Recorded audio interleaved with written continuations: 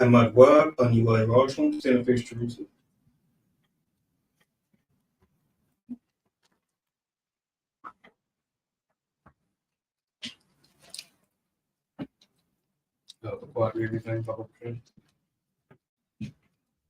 Blessing of the Feast of Dedication.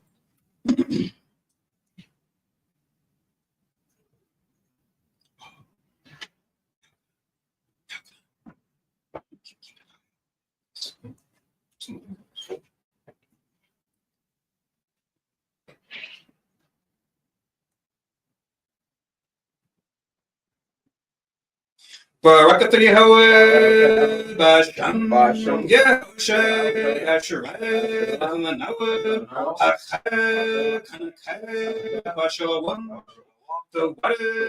Amen. Blessed are you, Yahweh, name of Yahweh Shai, that gives to us the feast of dedication and peace. Thank you, Sophia. The Ali Ma'ar Shirayim Lechad, Psalms 121. Anya Rayim Emimya Aryam Mayan Yebo sorry Yebo Maya Shash Shamayan Warataza Yanathan Lamawat Regalia Yanawam Joshua Marka and well, Yeshan, Yeshua, Yeshua, Shemar, Yahweh, Tazali, Ayo, Yem, woman, Shemash, La Ayo, La Balayale, Yahweh, Yeshemar, Maka. Yashima, Napashi, Yahweh, Yashima, Abalaki, Waya, my father, were I, Basham, Shah, the what? Man. Amen.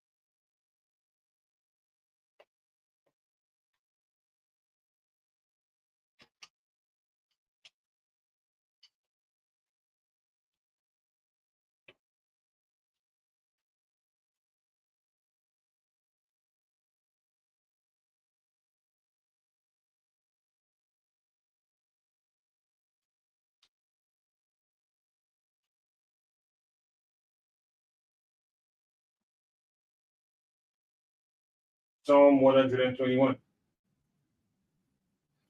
I will lift up mine eyes unto the hills, coming from whence cometh my help. My help cometh from the Lord which made heaven and earth. He will not suffer thy foot to be moved.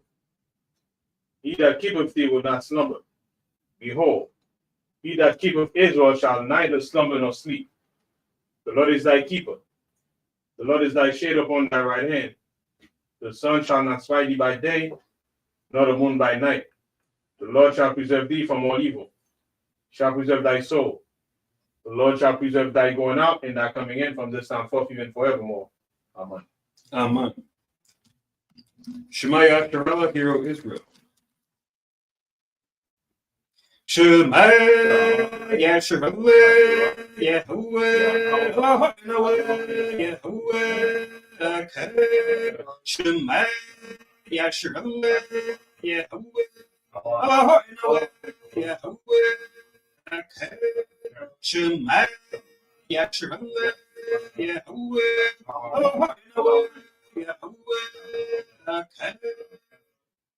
Deuteronomy 6:4. Hear, O Israel, the Lord our God is one Lord. Amen. Amen. Tapala Yahweh, the Lord's Prayer. Abinawa, Shabbat Shemayim, Kodash, Hayeh, Shamke, Yahweh, Malakwat Keh, Taba'eh, Ratazawanke, Hayeh, Aisha, Baratazah, Keh, Bashemayim, Nathanawa, Lacham, Yawam, Zad, Wasalakna, Tabawatna, Kasalachna, Tabawat, well, oh, Messiah, one above, I was shining with Kaya, Laka, Amalakwa, wa Awa, wa Tapara, why will Matthew 6:9. After this minute, therefore, pray ye. Our Father which art in heaven, hallowed be thy name. Thy kingdom come. Thy will be done in earth as it is in heaven. Give us this day our daily bread, and forgive us our debts, and we forgive our debtors. And lead us not into temptation, but deliver us from evil. For thine is the kingdom, and the power, and the glory forever. Amen. Amen. I Shram tells the law, the Ten Commandments. La'ayim, Yachayim, Lakayim, Alahayim, Akarayim, Alapanyam, La'ayim, Daishayim, Lakayim, Pasos, Wala'ayim, Thaibidam, La'ayim, Dalakwaka, Shamwa, Yahweh, Alahayka, Lashua, Zakar, Ayawam, Ashabeth, Lakodashwa, Kabak, Abiyaka, wa Amaka, La'ad, Taratazak, La'ad, Tana'at, La'ad, Taganab, La'ab, Dainab, Shakur, La'ab, Tachamab, Kal, Ashrab, La'aib, Amen. Exodus 20:2. I am the Lord thy God, which have brought thee out of the land of Egypt, out of the house of bondage. Thou shalt have no other gods before me. Thou shalt not make unto thee any graven image, or any likeness of anything that is in heaven above, or that is in the earth beneath, or that is in the water under the earth. Thou shalt not bow down thyself to them, nor serve them. For I, the Lord thy God, am a jealous God, visiting the iniquity of the fathers upon the children, unto the third and fourth generation of them that hate me, and showing mercy unto thousands of them that love me and keep my commandments. I shall not take the name of the Lord thy God in vain, for the Lord will not hold him guiltless that taketh his name in vain. Remember the Sabbath day to keep it holy. 6 days shalt thou labor and do all thy work. But the seventh day is the Sabbath of the Lord thy God. In it thou shalt not do any work. Thou, nor thy son, nor thy daughter, thy manservant, nor thy maidservant, nor thy cattle, nor thy stranger that is within thy gates. For in 6 days the Lord made heaven and earth, the sea and all that in them is, and rested the seventh day. Wherefore the Lord blessed the Sabbath day and hallowed. Honor thy father and thy mother, that thy days may be long upon the land which the Lord thy God giveth thee. Thou shalt not kill. Thou shalt not commit adultery. Thou shalt not steal. Thou shalt not bear false witness against thy neighbor. Thou shalt not covet thy neighbor's house. Thou shalt not covet thy neighbor's wife, nor his manservant, nor his maidservant, nor his ox, nor his ass, nor anything that is thy neighbor's. Amen. Amen. Shabbat, please be seated.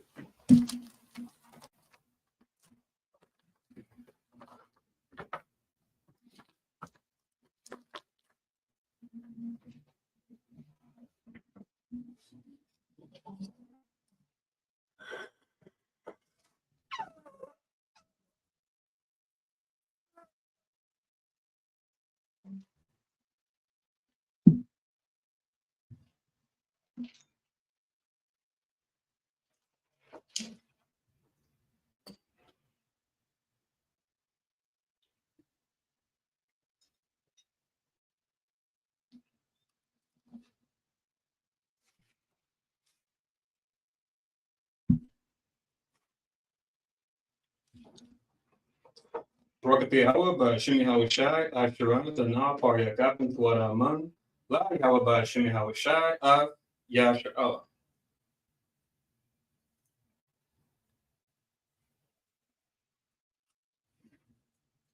English translation. Blessed are you, Yahweh, in the name of Yahweh Shai, that gives to us the fruit of the vine. Thank you, so be it, to Yahweh, in the name of Yahweh Shai, with Israel.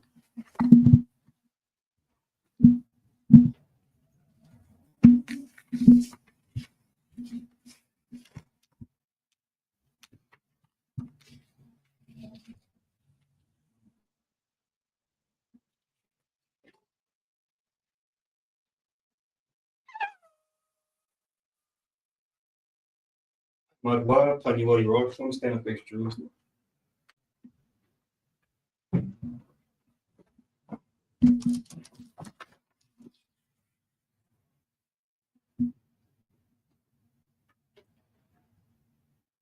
Barakata Yahweh, Agadah, Rakawam, Abiyah, Manawa,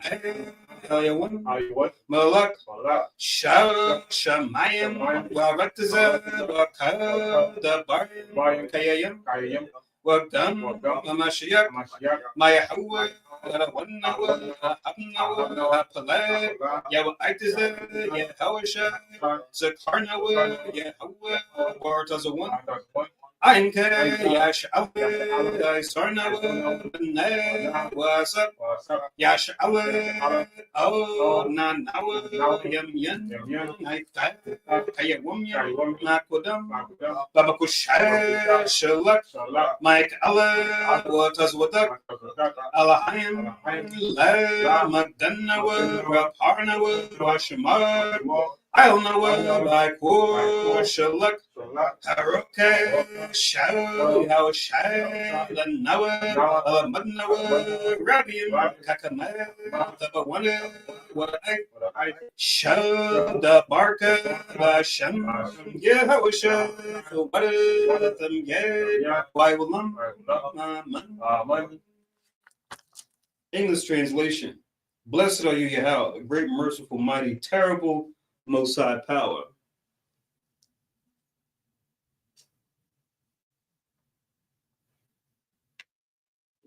King of heaven and earth and all things living, and also the anointed from Yahweh, our Lord, our friend, the wonderful counselor of Yahweh Shai. Remember, Yahweh, favorably your people Israel. Help us build and gather Israel, most high, we beg you, right now, like the days of old. Please send Michael and the righteous powers to protect us, heal us, and watch over us. Mainly send the spirit of Yahweh Shai to us to teach us much wisdom, knowledge, and understanding of thy word. In the name of Yahweh Shai, thank you, always and forever, so be it. Repeat the Hebrew only. Blessed are you, Yahweh, in the name of Yahweh Shai that gives to us the law. Barakat Yahweh, Ba'ashem Yahweh Shai, Asherah, Atalanawa, HaTorah. Blessed are you, Yahweh, in the name of Yahweh Shai that gives to us like the sea. Barakat Yahweh, Ba'ashem Yahweh Shai, Asherah, Atalanawa, Awar, Lara Awat. Blessed are you, Yahweh, in the name of Yahweh Shai that gives to us the ram's horn to call the people.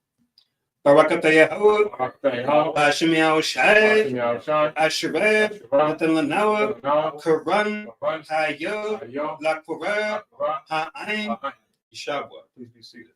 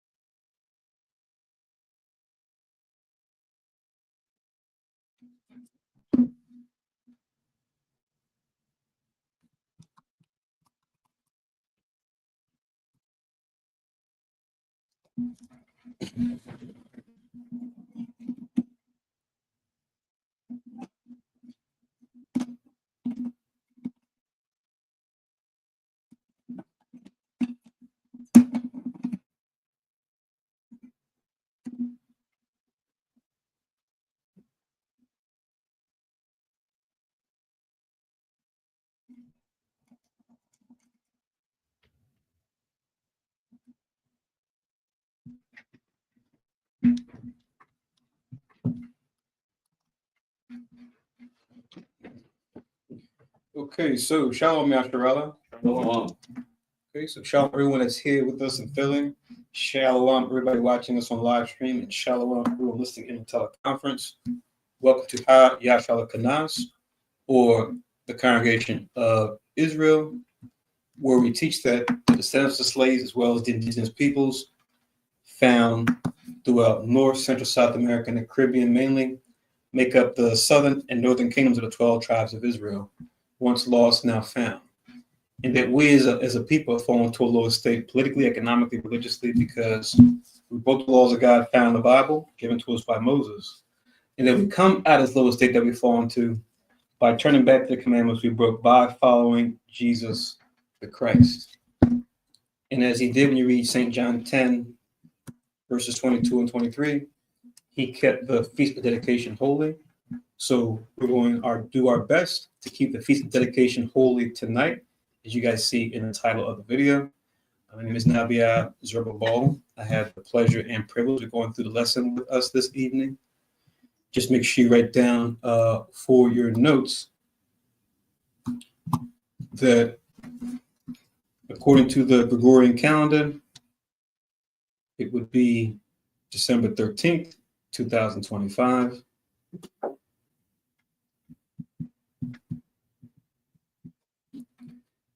But then according to our calendar, it would be the 9th month and the what day? Anybody?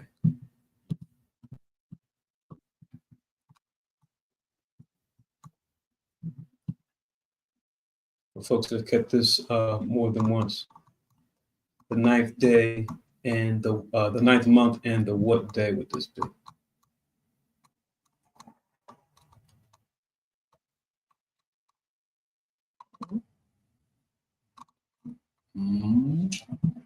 Folks are not sure. Folks waiting for someone else to answer.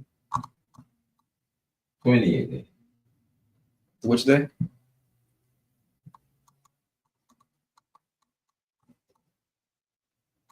Oh boy, we got to do our four files of salad, man. We at least remember the day, the month, and the day. 9 months. You said which day did you say? 20th. Not the 20th.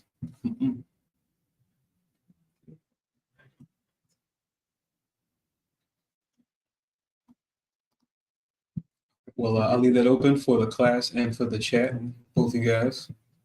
Ninth month and what day are we in now? But what we're going to start, it's going to be in the first Maccabees. Is that the 28th day? You're saying 2-0, right? Yes. No.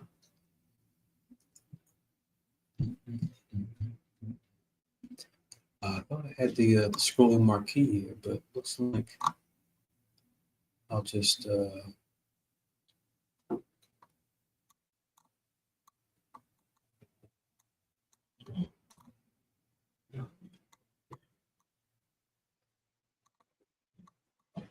Hmm?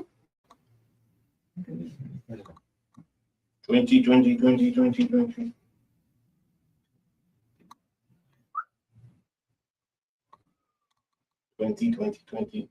5 fingers. don't give it away.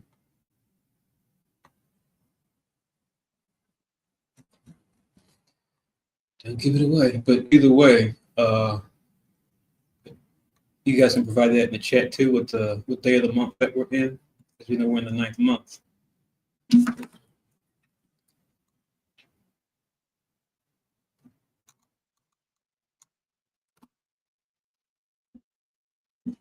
Just add a banner real quick. It's the season. Right? It's the season to be jolly. What is that?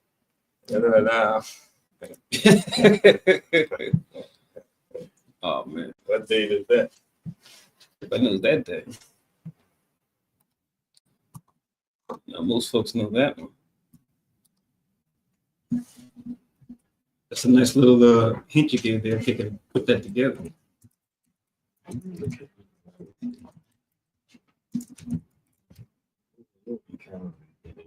Oh no. Where's the calendar? All you need is your scriptures, man. You can find it in your scriptures, bro.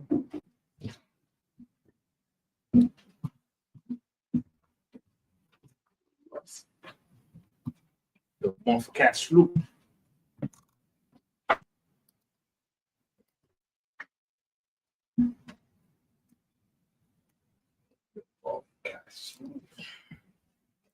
Okay, so let's go to First Maccabees in the Apocrypha, which we do the history of the Apocrypha.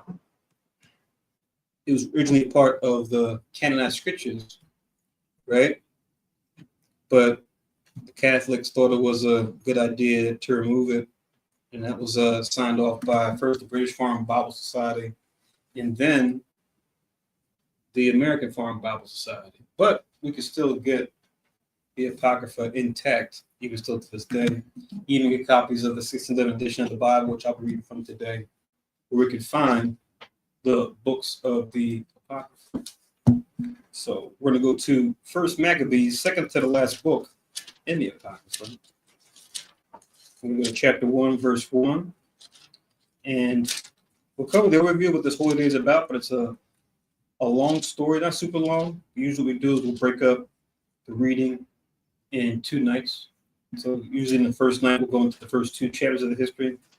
And then the closing of the feast, which will be this time next week, we'll go into the last 2 chapters. And then will pull any supplemental scriptures or history that pertain to this feast. And I quoted one already in St. John 10, 22 and 23, which I'll revisit later on.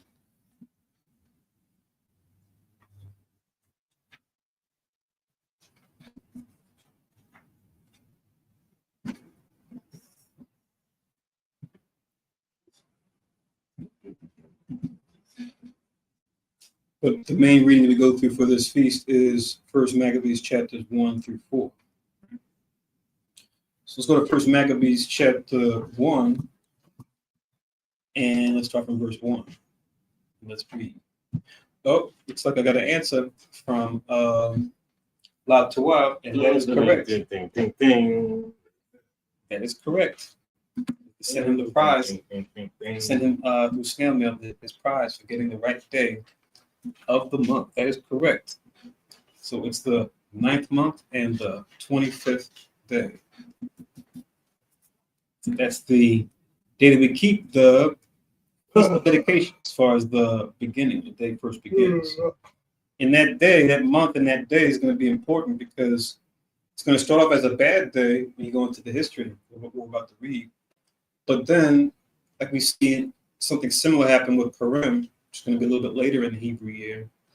That day that was a day of gloom, a bad day as far as what happened to Israel, would then be turned around into something that's righteous when it comes to us being delivered in that same time. So we'll see that that example here when it comes to the Feast of Dedication, but that 9th month, 25th day actually being something that was grim or bad that happened around that time. When you read the story, we're going to read in these first couple chapters of 1 Maccabees, we'll get that understanding. So 1 Maccabees chapter 1, verse 1, it reads, "And it happened after that, Alexander, son of Philip the Macedonian, who came out of the land of Chetem, or also spelled with a K, Kittim, had smitten Darius, king of the Persians and Medes, that he reigned in his stead the first over Greece." Let's now get into a key figure here, prophesied by our forefathers to rise up, right? To be the first ruler to unite all of the Greeks or the Grecian Empire, right? So now we're talking about this in history now because the time that the Maccabees was written was after the time of Alexander. Whereas, say, the prophet Daniel, for example, when he prophesied about the rise of the first king over all Greece, that was before the time of Alexander, which when you go into his rise to power, you want to remember 333 BC. Easy to remember, 3 3s. But that's what this is talking about. What I'll do real quick, too, is just share an image. This is something that everyone has access to. It's a free Bible atlas. And I have one of my tabs open here, showcasing the maps pertaining to what they call the Hellenistic period or the Hellenistic dynasty, which Hellen, that word Hellen just pertains to the Greeks, right? Anytime you see that name or that reference to Hellen, it's talking about the Greeks. Folks watching on a phone, my apologies, might be a little bit tough to see, but it's probably easier for folks to see that are on their desktop computer or laptop. But I have a map here, it's map number 87. What I'll do too is I'll post the link, which I have done before, a copy of this Bible Atlas that's free as long as you have internet connection. They got this PDF uploaded.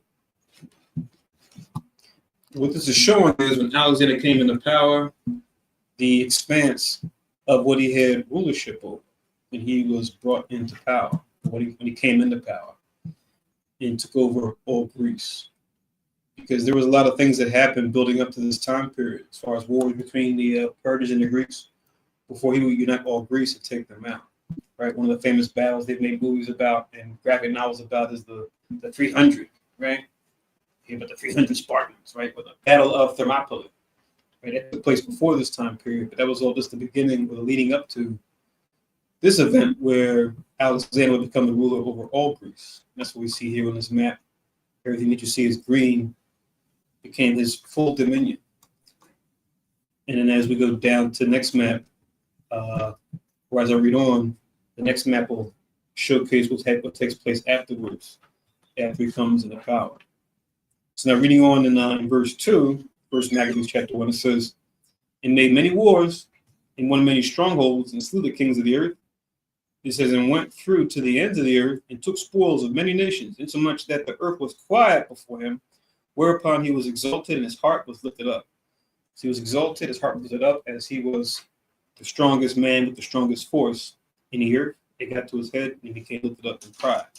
Easy to do in your flesh. You don't have the spirit to guide you, right? He had a spirit, but it wasn't the Holy Spirit, right? But it says that the earth was quiet before him. Remember, we're reading the scriptures. Peace and quiet, right? They don't always go hand in hand, right? To truly have peace, you have to have righteousness. But if you don't have righteousness when it comes to your rulership, the best you can achieve is quiet. That's why the scriptures tell us in more than one place, there shall be no peace, saith the Lord, unto the wicked. Right? But now reading on in verse 4, it says, and he gathered a mighty strong host, and ruled over countries and nations and kings, who became tributaries unto him. So they paid him money. That's this big expansion you see here across these different countries, because Greece is just a small part over here on the left side, right? But he spread out to take over Macedonia, Thrace, what was known as Asia then, Media, Armenia, right? All these other places you see going all the way out to the Indus Valley, or where the so-called Indians are now, but their name being Elam originally. So it went pretty far, right? Going to how far his rulership expanded, right? It says that they became tributaries unto him, those that he conquered. Verse 5 says, and after these things he fell sick and perceived that he should die. He did this in a relatively short amount of time, right? You read the histories. When he came into power over all Greece, they say he was only about 21 years old. So he was a young man. But it says he moved swiftly, right, when it came to conquer. And the prophecy in Daniel talks about that too, which we'll get also shortly. But this is about 10 years or so later, when he's in his early 30s at this point, he gets the sickness where he's going to die, right? He says he called his servants, such as were honorable and had been brought up with him from his youth, and parted his kingdom among them while he was yet alive. So before he died, he said, okay, everything that we've conquered together over my time of rule, I'm going to split it up between 4 of you, right? And when you go down to this next map, let me see here. You go down to this next map, you'll see these different colors represent the divisions of Alexander's empire, split into 4 pieces, right? As you can see, you can say that the Seleucus or Seleucus, he had the most when it came to land. Some might argue that Ptolemy in the south, which is the reddish color, he had the prime real estate, but we see that Seleucus had the most real estate as far as the most land. So that's the one that you see that's like green color. Then you see the other 2 generals, they had their plot of land too. But as you notice here, the 2 ones we want to focus on are the Seleucid kingdom and the Ptolemaic kingdom. You see marked here in green and in orange, right? So back in First Maccabees 1 and verse 7, it says, so Alexander reigned 12 years and then died. So he died around the age of 33. If you consider what the historians talk about as far as how old he was when he took reign over all Greece and how long it took him to conquer all these lands. That's a pretty short amount of time to do a whole lot, right? But now it says in verse 8, and his servants bear rule every one in his place. And after his death, they all put crowns upon themselves, so that their sons after them many years, and evils were multiplied in the earth. So when these Greeks took power, it says that evils were multiplied in the earth, as they were a wicked people. But now the crowns they put upon themselves after their sons after them many years, like I said, we're going to focus in mainly on the Ptolemaic and the Seleucids, but especially the Seleucids. So we're going to go down a couple years after this 323 or so BC, 323, 325 BC, depending on how you count it, right? When Alexander died, right? And on his Seleucid dynasty, and a particular branch that came out of that dynasty. Before I go to verse 10, who's going to go into him, hold this. I'm going to get a link for verses 8 and 9. Or I should say everything we read up to verse 9. So like I mentioned before, Daniel had prophesied the rise of this ruler. According to the histories, not in the scriptures, but according to the histories, you read this in the Josephus, what it talks about there. It says how when Alexander came down to Israel, to Jerusalem, to take out the city, that you had the priests, whoever the priests were at that time, at the 330s BC, they came out and presented to Alexander the prophecy that Daniel had written just some centuries previous about his rise to power, about what we're going to read. And it says that Alexander, he took note of that and said, oh, okay, well, I think you can show me that, and I'll leave you be. Just make sure you, pay your tribute, and I'll move on to the next place. I won't cause any bloodshed here. Like I said, that's according to the Josephus. You read that history, which is kind of interesting. But yeah, you go to Alexander. While he was a man, you could say he was definitely a man of culture, probably too much culture, to where he was embracing all types of cultures, especially the place that he conquered when he intermingled with them. Even his name would change to where, he started off as a Macedonian, then it became the Greek, then it became the Persian, right? And other names, as far as when he conquered people, he melded and merged with their cultures and embraced those too.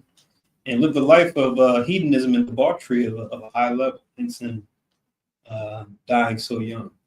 He's like a poster child for Esau as far as how they talk about, even though the flame that burns the brightest lasts the shortest, right? Esau fantasizes and romanticizes off this type of life. To them, this is living, right? Carnally, to their mind, this is what it means to live. To live like someone Alexander did, right? Where you try to even get close to that. You even read the histories later about the Romans, who will be the next rulers after them, also Edomites as far as nation, different kingdom though. Julius, the Caesar Julius, the 101 Julius, that was part of that triumvirate before Augustus Caesar came into power. You read about him becoming obsessed, if you will, Alexander's character, to where he was in his 40s doing a lot of his conquering. But it was like he was beating himself up because he couldn't take over as much, because when it was time for the Romans to become the top rulers. He did a lot of great works too, but not on the same level as Alexander, and it tore him apart. Felt like, he wasn't living up to his conquerorship. He couldn't compete with what Alexander did just some century or so before him.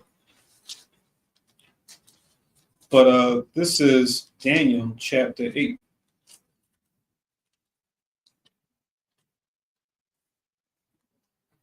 So you go to the prophets, it starts with Isaiah, goes Jeremiah, goes Ezekiel, then it goes Daniel. Now I'm in Daniel chapter 8. We're going to talk about this vision. This is Daniel chapter 8 and verse 5. It reads, "And as I was considering, behold, an he-goat came from the west on the face of the whole earth, and touched not the ground. And the goat had a notable horn between his eyes." Right? This vision he has of this beast and how it's moving, all these things mean something. We jump down so they give us the edification as far as what this is talking about. It says, "And he came to the ram that had two horns, which I had seen standing before the river, and ran to him in the fury of his power." And it says, "And I saw him come close unto the ram. He was moved with choler against him, and smote the ram and brake his two horns," referring to the two horns of this ram. "And there was no power in the ram to stand before him, but he cast him down to the ground and stamped upon him, and there was none that could deliver the ram out of his hand. Therefore, the he goat waxed very great, and when he was strong, the great horn was broken. And for it came up four notable ones toward the four winds of heaven. And out of one of them came forth a little horn, right? But let me stop there real quick. So I read from 5 to 8. So little horn is going to come up in a second. But now let's jump down, because this vision, this vivid vision that Daniel's having of the ram and the he goat that's destroying it, it means something, right? So we stay in this chapter, we jump down to verse 19. It'll give us the understanding, at least of the first part of the vision. Daniel chapter 8 and verse 19, it reads, and he said, behold, I will make thee know what shall be in the last end of indignation. For at the time appointed, the end shall be. Verse 20, the ram which thou sawest having two horns are the kings of Media and Persia. So remember, they were the top dynasty empire that was in power before the Greeks would be in power. Remember, I mentioned the 300 earlier as far as the graphic novel and movie based on the actual historical event of the Greeks beginning to come into power, even though it was still the reign of the Medo-Persians, right? You had different battles that led up to them eventually falling, the Medes and the Persians, to Alexander. The Greeks as a whole, and Alexander being the one to be the one in power when it went down. Verse 21 says, and the rough goat is the king of Grecia, the same Alexander we're reading about in First Maccabees. And the great horn that is between his eyes is the first king, referring to Alexander himself, right? So the king of Grecia is referring to a line of kings, but now that horn is referring to that first king. Alexander wanted to unite them all, because even they were warring against each other. Going to 300, the battle for Napoli in that time period, which was some time before, you read about them not all being along, all being on the same page, right? He would be the one to bring them all together, right? It says, verse 22, now that being broken, whereas four stood up for it, four kingdoms shall stand up out of the nation, but not in his power, right? This is referring to those four that he pretty much had set up that would rule in his stead when he was sick and bedridden. That's what these were talking about here. So Daniel, centuries before, is prophesying all these events that have taken place that are now history as far as when the Maccabees are writing this, right? Verse 23, it says, and in the latter time of their kingdom, when the transgressors are come to the full, a king of fierce countenances. So let me stop there. So I'll stop at verse 22. So hold this in Daniel chapter 8, right? Because now we're going to read about a certain figure that came out of that Seleucid dynasty. Remember that map I showed you guys earlier, right? That green plot of land that was super big, that had the most land coverage. We're going to go into the notable ones that came from the Greeks. There's four generals that Alexander has set up. One is going to come out of that line of kings.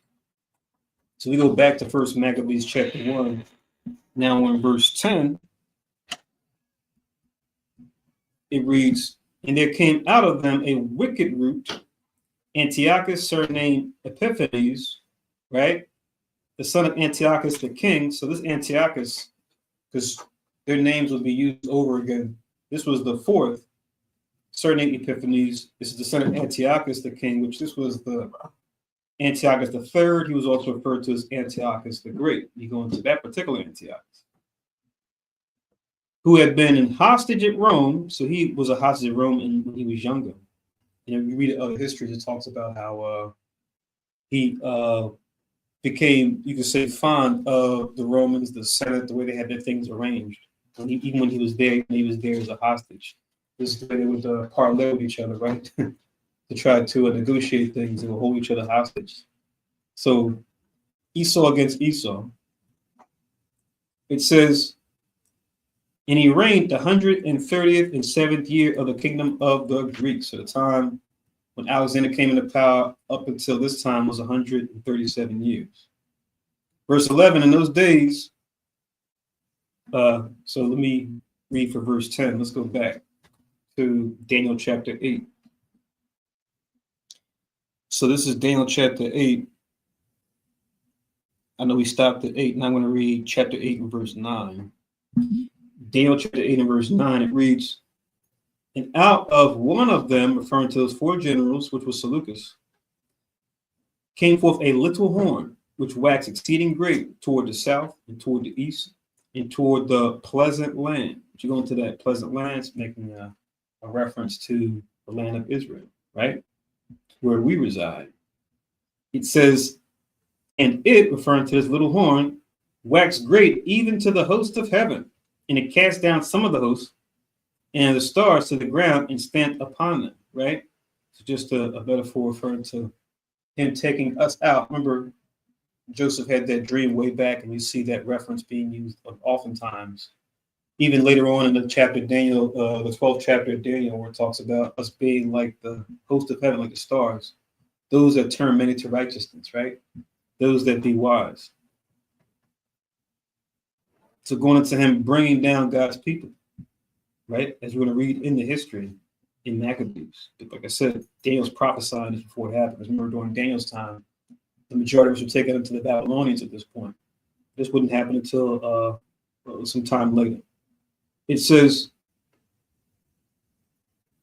in verse 11 now, "Yeah, he magnified himself even to the prince of the host, and by him the daily sacrifice was taken away," going into what we call the Feast of Dedication. The full name of this holy day being the rededication of the altar, right? Talking about the altar of burnt offering. We just talked about this. We reviewed this during the Tuesday class we just had. We were talking about this, right? It says, "And the place of his sanctuary was cast down." It says, and host was given him against the daily sacrifice by reason of transgression, and it cast down the truth to the ground, and it practiced and prospered.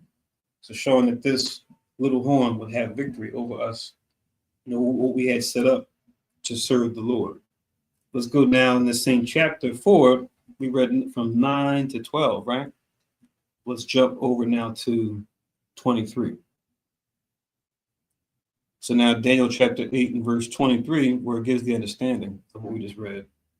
It reads, "And in the latter time of their kingdom, when the transgressors are come to the full," going into when the Greeks are coming out of favor, because as we see, the Romans are going to be the next ones up.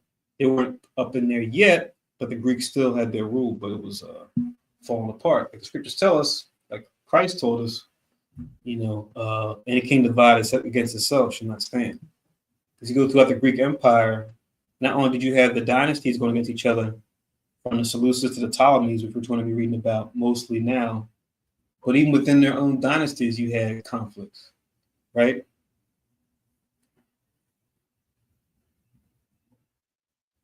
So it says,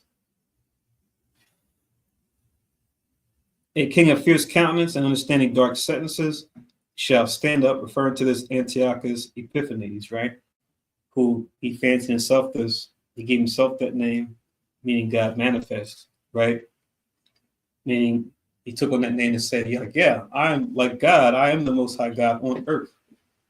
Hence in taking on that name, which that's what that meant. So him and being lifted up in pride is being described here.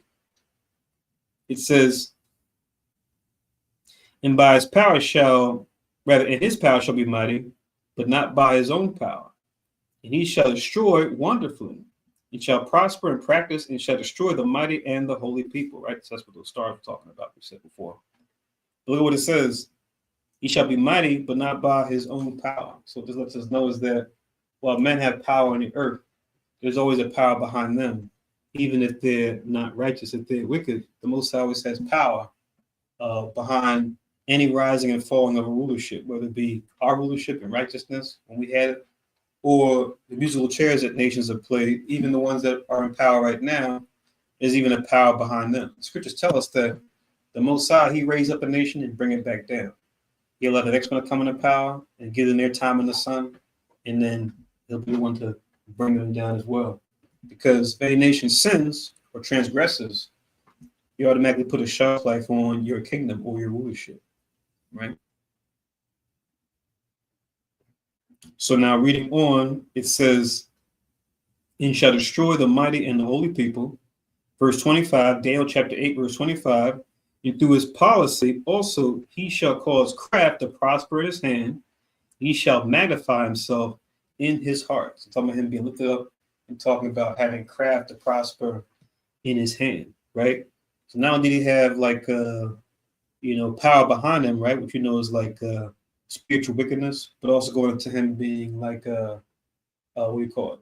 Employing statecraft, as far as saying one thing and doing something else, trying to use different allegiances, different techniques, different means to take advantage not only of the other Edomites that he fought against, like the Ptolemies, but especially him trying to fight against us, where we were split. We had one group of us that were supporting the Hellenistics or the Hellenists, but in the other group that we're going to read about, which is the sons of Mattathias and those that followed them, that were against it, that wanted to maintain and uphold the Hebrew custom, which is the law, statutes, and commandments.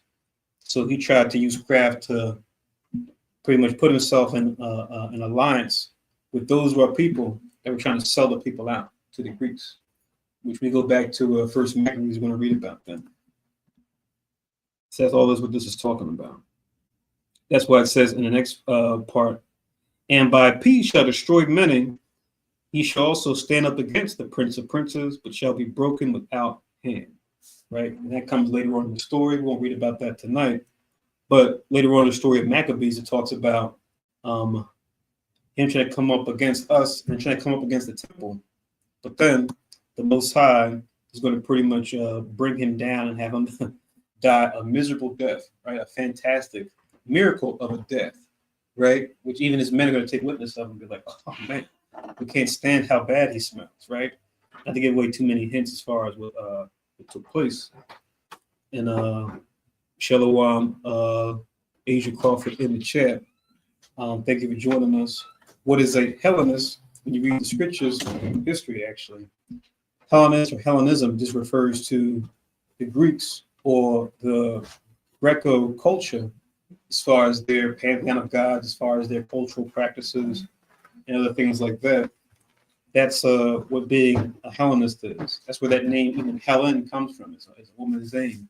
It comes from the Greeks or Hellenism. Anytime you see that Hellen or Hellenistic or Hellenic, other adjectives pertaining to Helen, it just means of or pertaining to the Greeks and how they do things. Hopefully that helps them. So I'll stop there in verse 25. Remember, this was a vision that Daniel had that wouldn't come to pass until the history that we're reading about right now. But just showing how this Antiochus Epiphanes is going to be an important figure, right? As far as all the things he's going to do against us.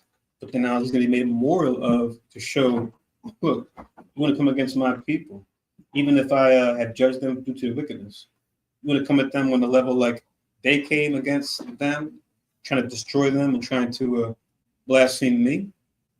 And what I set up as far as my people set up as far as the temple and all the holy things that are in there, yeah, you got another thing coming. You have a future like his to look forward to. So back in First Maccabees chapter 1, we just read Daniel 8. I read 9 through 12 and 23 to 25, all to link with First Maccabees 1 and 10, which I'm going to read on now in verse 11. First Maccabees chapter 1 and verse 11, it says, in those days went there out of Israel wicked men. So before I read on, we'll just do the introduction for this, but I'll share my screen again. This is from just Wikipedia, right? Would you go down to the bottom, at least of this article, you can get the primary sources as far as what source the information is coming from, talking about this Antiochus IV. He's an actual person in history, right? Not only do we see the record of him being here in his primary source, the Bible, which most folks don't consider the Bible a primary source, but even you go into the records of other nations, you'll see that, yeah, they acknowledge the line of kings that came out of these four generals that came out of Alexander as real people. So we're not just talking about fairy tales, we're talking about actual history. Things actually took place, right? From these rise and falls of empires to their conflicts, even to the miraculous things that took place against them and for us. All these things actually took place. Before the gainsayers, a lot of them probably have a hard time to accept that. But it's all good. We're going to preach the truth regardless. We're going to prophesy regardless. So now I'll just read the intro for this little horn that Daniel prophesied that now this book of Maccabees is talking about in retrospect. Now I'm just sharing my page again. So this is that same Antiochus from Wikipedia. So it says he was born in 215 BC November and then died in December of 164 BC. The 160s BC are important because it's the time period that most of our story takes place in the first and second Maccabees in the Apocrypha, right? This being that 137 years down from the time of Alexander. It says he was the king of the Seleucid Empire from 175 BC until his death in 164 BC. Notable events during Antiochus' reign include his near conquest of Ptolemaic Egypt. That's what we're reading about right here in this Maccabees. It says his persecution of the Jews of Judea and Samaria, right? Which goes into what we're going to be reading to as you read on here. And the rebellion of the Jewish Maccabees, really just the Jews or the Hebrew Maccabees, because when we say Jewish, that means like pertaining to the original. They were actual Jews, not those that call themselves Jews today. He says the son of King Antiochus III the Great, Antiochus IV's ascension to the throne was controversial, as he was seen as a usurper by some, right? I mean, he took it over who was supposed to get the throne. It was he wasn't the next person that was in the next line of succession, right? What they're referred to now is primogeniture, where they have certain rules that go into when it comes to a royal family. Who gets to rule next after one person's death? It says, after the death of his brother Seleucus IV, Philopator, in 175 BC, the true heir should have been Seleucus' son, Demetrius I. However, Demetrius I was very young and a hostage in Rome at the time, similar to how Antiochus was when he was younger. And Antiochus seized the opportunity to declare himself king instead, successfully rallying enough of the Greek ruling class in Antioch to support his claim. This helped set a destabilizing trend in the Seleucid Empire in subsequent generations, right? We always read about in the prophecy, as an increasing number of claimants tried to usurp the throne. After his own death, power struggle between competing lines of the dynasty, the ruling dynasty, heavily contributed to the collapse of the empires, right? They had a ton on themselves as far as why the Greeks fell apart and why they're different, same nation with different rulership. The Romans would be the ones to take them out eventually, right? Antiochus' often eccentric behavior and capricious actions led to some of his contemporaries to call him Epiphanes. Instead of Epiphanes, Epiphanes, which meant the mad, or like a madman. He's crazy. So he had his own people call him Epiphanes at a certain point, right? But none of that is as bad as what actually eventually happens to him. You read on in Maccabees. Like I said, outside of the scope of what we're reading tonight, we read about his end in 2 Maccabees, the 6th chapter. Oh man, it's rough. Just to show the Most High, while he may punish us as his people and love us, he can allow these other nations that had rule over us reign for a little while, but they want to really come at us hardcore beyond the judgment that's meet or right. The Most High can very easily just take these guys out, make a mockery of them, bring them down. And like I said, he's a glaring example of that. But let's continue on in the scriptures. Just want to read that history real quick. So let's go back to First Maccabees. Now we're in verse 11. I'll read verse 11 again. First Maccabees chapter 1 and verse 11. In those days went there out of Israel wicked men who persuaded many, saying, let us go and make a covenant with the heathen that are round about us. For since we departed from them, we have had much sorrow. So these were those of our people that were Hellenized, to use that word again, And you were following the Greco-Roman customs as far as were serving their gods, wearing their types of dress, doing their certain cultural practices, et cetera, et cetera. They were making a case to say, look, we've had sorrow all our lives until we started following what they do, right? They have a better way of doing things. Verse 12, so this device pleased them well. Then certain of the people were so forward herein that they went to the king, who gave them license to do after the ordinances of the heathen. And what are some of these ordinances that they did? Verse 14, whereupon they built a place of exercise at Jerusalem according to the customs of the heathen. So this is what they refer to as the gymnasium. Remember, the so-called white man who's alive now, he comes from these same people. These are a different kingdom, but they're the same nation of people. So it's in their spirit to revitalize a lot of these things. That's why we look at the West today. We're talking about America, Britain, France, Germany, all the countries that are part of the current beast, which is the 7 heads and 10 horns in the vision, right? Talking about America and all her allies that are part of the EU, mostly. It shouldn't be a surprising thing that they embody and reintroduce these same things when it comes to their Olympics, their different games, right? Their gymnasiums, as far as their gyms and workouts, as far as, not saying it's a bad thing to work out, but the way they work out, where they're in the buff or in the nude, we see them carry on that same spirit where they may not go fully nude, but they get damn near close to it, right? Wearing loose skin type, outfits and things like that. And then oftentimes when they clean up and going into the gymnasium, they're walking around with nothing on, not covering their nakedness, which according to our law, we're supposed to always cover our nakedness, right? Not just be exposed like that. So now we have our people back during this time embracing that then. That's that place of exercise.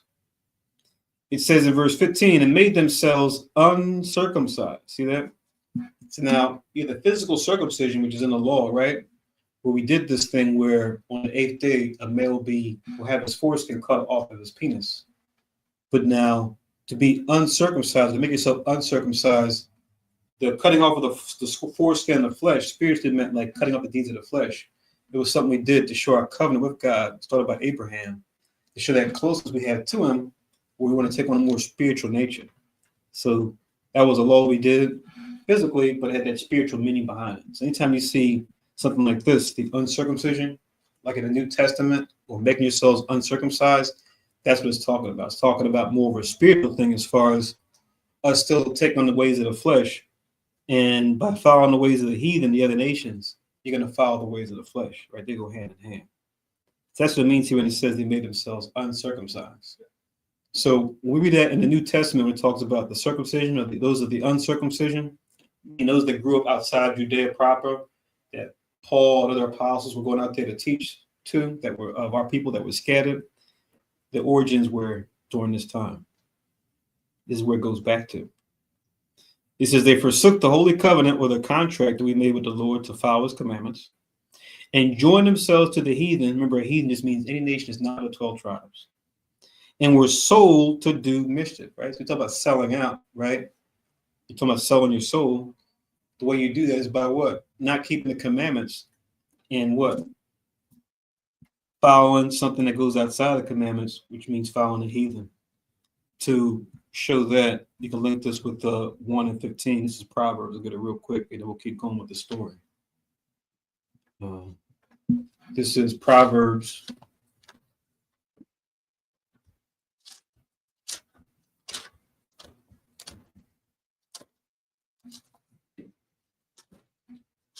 Proverbs chapter 19 and verse 16. Proverbs chapter 19 and verse 16, it reads, he that keepeth the commandment keepeth his own soul, but he that despiseth his ways shall die. His is talking about the Most High's ways, right? So if you keep the commandment, you keep your own soul. So people talking about, oh yeah, so-and-so didn't sell out, right? You want to be careful with that, right? Because there's levels of wickedness, right? If anything, folks that sell out for fame and fortune, whether it be the movie industry, the music industry, whatever, oftentimes, and most times, they weren't keeping the commandments to begin with. Or there's a degree to even do even more debauchery if they hadn't done it already, right? So we're talking about, yeah, I didn't sell out, I didn't sell my soul, right? You just didn't go deep, but you still are in the world following so-called Christianity or following, something that's of man, not the truth, not the commandments. If that's the case, then you didn't have your soul to sell to begin with. They just tricked you into making you think that you were doing the right thing. But really, all you're doing was just went from bad to worse. That's all what happened there. And we were making reference to that song earlier during the Sabbath service, the song by Roddy Ricch that was real popular a couple of years back. He's talking about, I will never sell my soul. He's singing that during the chorus. Knowing the truth was like, wait a minute. You're not keeping the Sabbath, the holy days, dietary law. Your soul's already gone. Sorry to inform you, but yeah. But anyway, that was Proverbs 19:16. Back to First Maccabees chapter 1. Let's read on to verse 16 now. This is going into what we read about on the not only in Daniel's prophecy, but also what they had in the Wikipedia article. First Maccabees chapter 1 in verse 16, it says, now when the kingdom was established before Antiochus, he thought to reign over Egypt. So that was part of that Ptolemaic dynasty. Remember the map? You had the green part, it was humongous. Then you had the part that was Ptolemy's that was orange. He was saying, you think you'd have enough, right? You got the biggest land out of all the different generals. But he said, no, I want his too, right? True to form. That he might have dominion of 2 realms. Wherefore he entered into Egypt with a great multitude of chariots and elephants and horsemen and a great navy, right? So employing land and water means of warfare, right? To where he's got the soldiers with elephants, right? They're like the tanks back then, right? And he's got naval ships in the waters too. Because Egypt, a good portion of Egypt was by the water, right? Where the Nile River opened up. That was a major trade port, right? And that city, Alexandria, that Alexander named after himself, that would end up transitioning into the Roman hands at a certain point. But that was like a major city, a major throughway where a lot of trade took place. So not surprising that Antiochus, even though he might have had more land, he wanted something precious like that Alexandria city that was under the Ptolemies. It says, and made war against Ptolemy, king of Egypt, but Ptolemy was afraid of him and fled, and many were wounded to death. So this particular Ptolemy that was part of that succession going down, it says that he fled, and that many were wounded to death. Thus they got the strong cities in the land of Egypt, and he took the spoils thereof. After that, Antiochus had smitten Egypt. He returned again in the 140th and third year. So we got a little bit of time that went by, from 137 to 143. So about five or so years between that point and this point. It says, and went up against Israel and Jerusalem with a great multitude. Remember the prophecy in Daniel against the pleasant land. He said the little horn would go towards the south, towards the north, and towards the pleasant lands. Now he said, oh, you know what? Let me come against God's people and go against their capital city, right? Since Adam took out Egypt and got all the riches from them. Well, really, it was his own people, but their rulership they had in Egypt. It says, and entered proudly into the sanctuary and took away the gold altar and the candlestick of light and all the vessels there. We're talking about this too during the class this week, as far as when you go into the tabernacle and the temple later on, how everything was situated, right? As far as where the candlestick was, where the table of showbread was, where the altar of incense was. So he went in there and took these things. So in our law, only the sons of Aaron are supposed to go in there. Not even other Israelites supposed to go in there. We got this heathen man going in here of Esau, right? The one the Most High hates. You read in Malachi and Romans as well. He's going up in here and just taking this stuff. So it just shows just how bad things have gotten when it comes to how we're being judged by the Most High. And he's allowing this man to do. Verse 22, it says, in the table of the showbread and the pouring vessels and the vials and the censers of gold and the veil, just that separates between the holy place and the holiest of holies, right? Even Aaron or the high priest of the sons of Aaron didn't go in there only one time of the year. When you read the scriptures. So he went in there too. The crowns and the gold ornaments that were before the temple all which he plucked off. And he took also the silver and the gold and the precious vessels. He also took the hidden treasures which he found. And when he had taken all away, he went into his own land, having made great massacre and spoken very proudly. So doing proudly and speaking proudly, right? All these things are very important because these things tie right into that prophecy that Daniel said that this little horn would do. Like we read in Daniel chapter 8 a little earlier. Therefore, there was great mourning in Israel in every place where they were, so that the princes and elders mourned. The virgins and the young men were made feeble, and the beauty of women was changed. Every bridegroom took up lamentation, and she that sat in the marriage chamber was in heaviness. So all the things we would do, there'll be joyous, whether it be even in marriage or having children being born. These different things would be celebrations. These were not celebrations. These were actually sad times, times of mourning, times of heaviness, because how we're being delivered this horrible blow at the hands of the Greeks. 28, the land was also moved for the inhabitants thereof, and all the house of Jacob was covered with confusion. It says, and after 2 years fully expired, the king sent his chief collector of tribute into the cities of Judah, who came to Jerusalem with a great multitude. Right? So we're talking about a long time that they've been warring and fighting against us and hurting us. 2 long years, I'm sure. And spake peaceable words unto them. What do we read about Daniel? What did he say? He shall cause craft to prosper in his hand, right? And with peace shall destroy many. Look at this. So this shows you, for any of the other nations, Esau included, the so-called whites, they want to be wicked and say, I'm going to do things on my own terms. And, heck with this God, all you're going to do is just fulfill the prophecy already laid out for you, right? When you want to go and do what you're supposed to do and respect the Most High's people or come against us, the Most High is going to know it before you even did it. He already wrote the script. And he's already got the judgment laid out for you, the worse you do. It says, what I'm referring to, you can just write down this verse.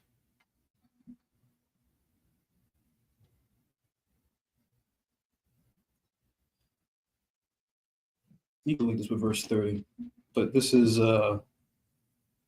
Psalms 104, verse 14 and 15. If I can get someone real quick from the audience to read that from the Bible Kushah. Psalms 104, 14 and 15. And then we'll continue on. Doesn't feel like an hour has gone by already, but We say Psalms 104, that's right. 15. 14 and 15. Psalms 104, 14 and 15. He causes the grass to grow for the cattle and herb for the service of man. Sorry about that. 105, 14 and 15. Get those mixed up. Psalms 105, 14 and 15. He suffered no man to do them wrong. Yea, he reproved kings for their sakes, saying, touch not my anointed and do my prophets no harm. See that? So that was told to Egypt way back when with Pharaoh. That goes for all the kings, right? That had their time to rule, and that the Most High allows that dominion over us as a punishment. So it just shows the Most High is always dealing with his people, Israel, to where even when he allows them to take us captive, that becomes a thorn in their side, just from the jump. To where, while it's a judgment upon us for not keeping his commandments, it's a punishment upon them for causing us harm by taking us into captivity. Just showing the Most High never want us to be in captivity, but he will allow the nations to have us in captivity to teach us a lesson or teach us lessons, plural. But they're pretty much judged already, dead in the water already, once they come and take us over. But really, ultimately, they can't last. Their empire can't last because the laws they set up, if they're not the laws that the Most High follows, like I said earlier, it's already a limited time for their rulership anyway. See, it's going to be a serious hurt piece for this Antiochus, for all of them, but especially him. He's going to go above and beyond when it comes to how they oppressed our people. Back to First Maccabees chapter 1, now in verse 31. It says, and when he had taken the spoils of the city, he set it on fire and pulled down the houses and walls thereof on every side. It says, but the women and children took they captive and possessed the cattle. So they destroyed the different property and captured our women and children and had them captive, and also took our cattle too. It says, then built they the city of David with great and strong wall, with mighty towers, and made it a stronghold for them. So they took out our chief city, the city of David, right, which is, we know, adjoined to Mount Zion, where Jerusalem was, and made it their own, right? That's what you do when you take dominion over a place, right? You'll take the chief places and then make them an outpost for yourself, right? We even did that back during our time. We were taking out different countries. It says we will set up garrisons in their land, right? But now the Greeks are coming into power. So that's what they're doing to us. It says, and they put therein a sinful nation, wicked men, and fortified themselves therein. So put wicked people in this holy city, which was only supposed to be holy people of our nation there. They stored it also with armor and victuals, which means food. And when they had gathered together the spoil of Jerusalem, they laid them up there, and so they became a sore snare or trap. For it was a place to lie in wait against the sanctuary and an evil adversary to Israel. See that?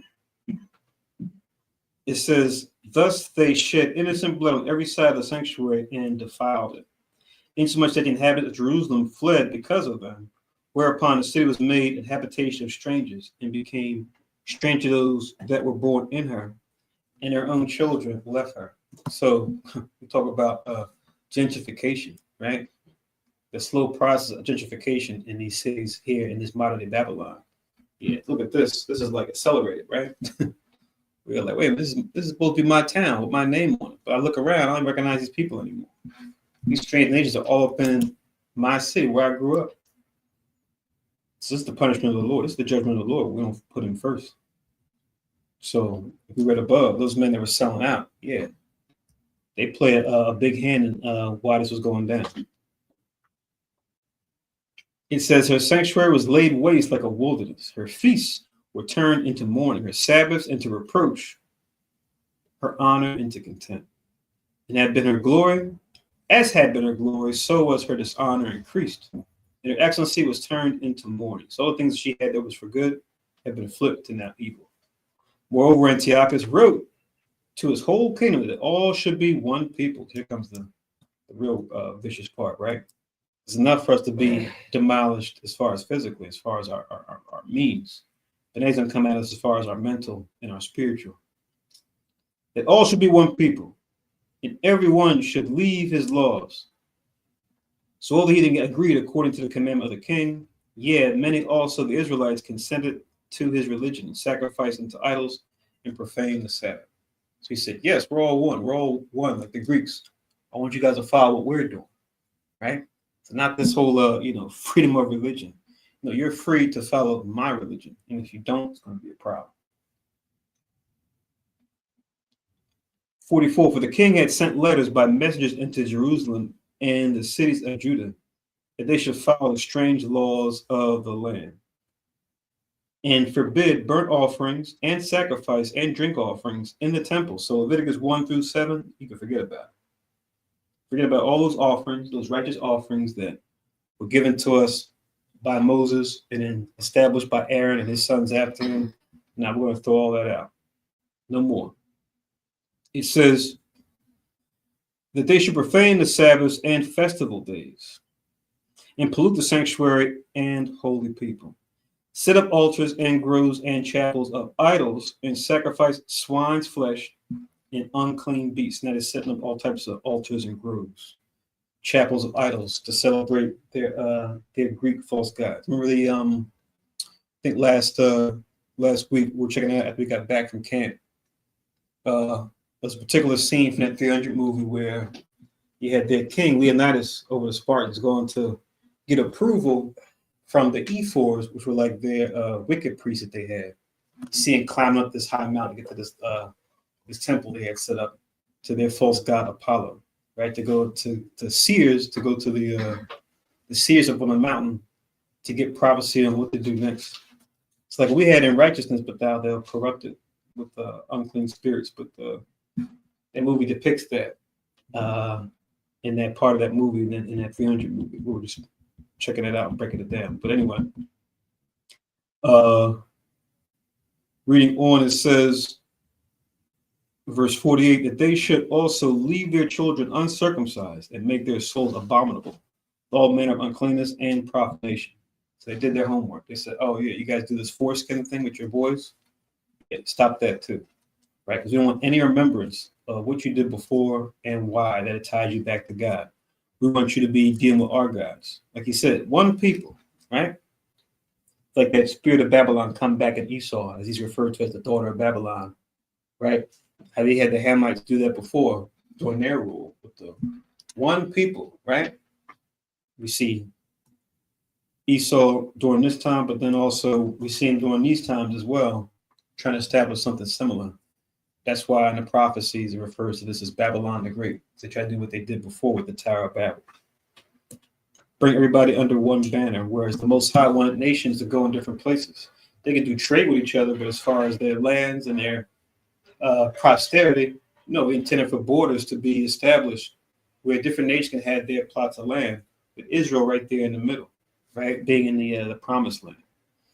That's what the Most High wants. But men in the flesh, they want to do the opposite. So it says, leave their children uncircumcised and make their souls abominable with all manner of uncleanness and profanation. It says, to the end, they might forget the law and change all the ordinances, and whosoever would not do according to the commandment of the king, he said he should die. In the self same manner wrote he to his whole kingdom and appointed overseers over all the people, commanding the cities of Judah to sacrifice city by city. So they leave any city unmonitored. They want to make sure everybody was doing these wicked sacrifices. So this is a real bad time for us here, man.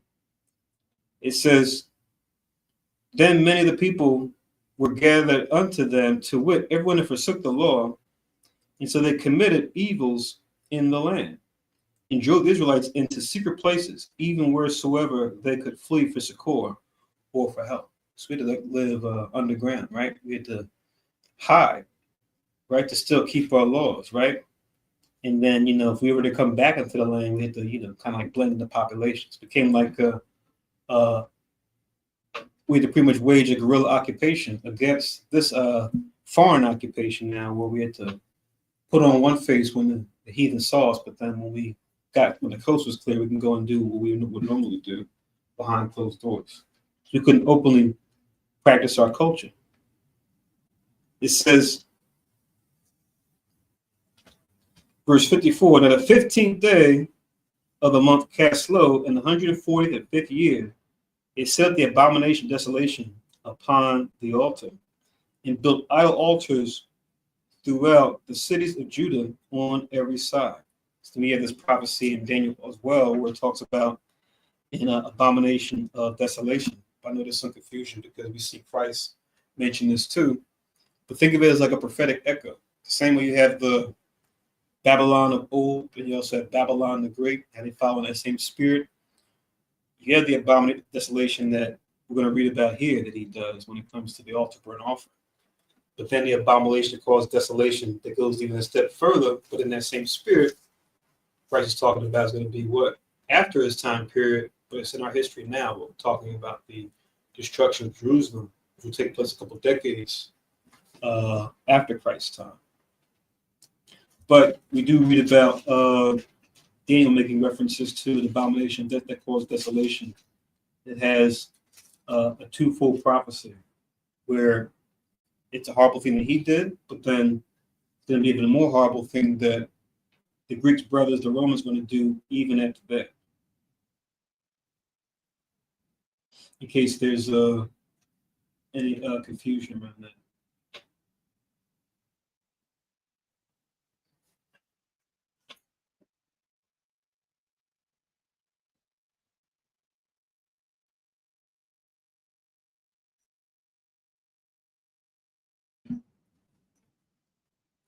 So before I go on, let me just get these verses, just have these as a reference. Go with 1 and 54, and then we'll continue on. This is in Daniel.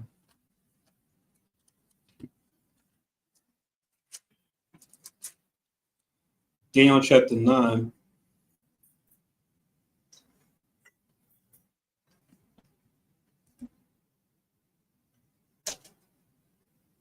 In verse 27.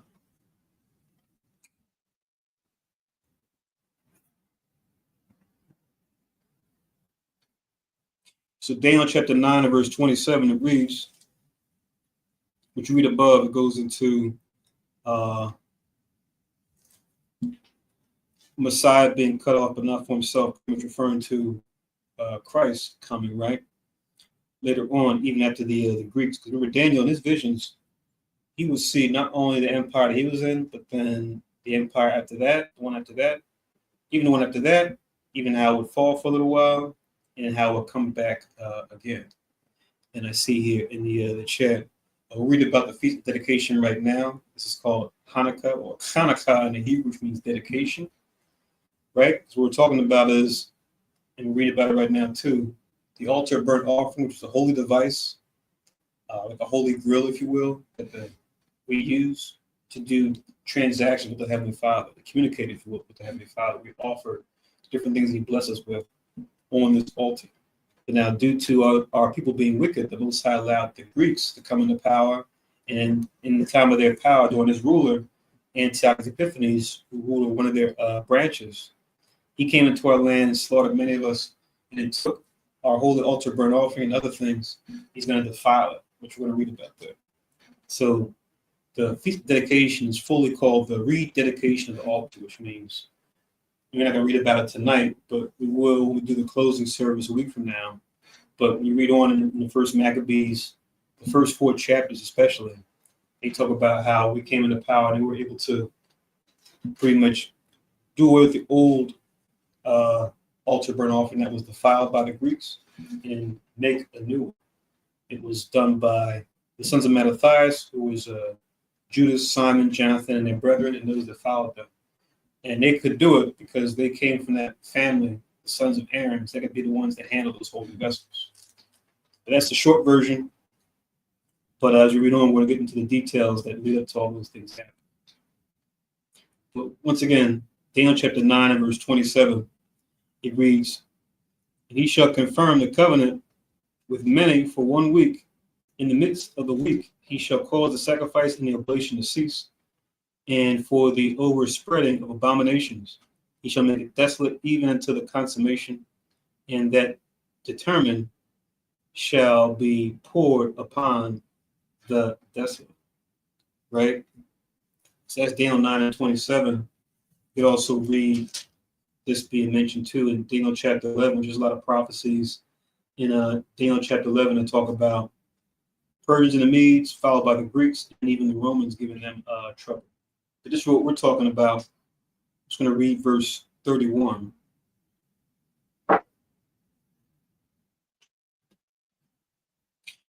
Daniel chapter 11 and verse 31, where it says, an army shall stand on his part, and they shall pollute the sanctuary of strength, and shall take away the daily sacrifice, and they shall place the abomination that maketh desolate. Right? Or that astonisheth. Right? And then another one in Daniel. This is Daniel chapter 12, in verse 11 also. So Daniel chapter 12, and verse 11, it reads, and from the time that the daily sacrifice shall be taken away, and the abomination that maketh desolate set up, it shall be 1,290 days. So that time period, when you go into it's interesting, you add the number of that, it adds up to 12. Because the real one, it says, blessed is he that waiteth and cometh to the 1,305 and 30 days.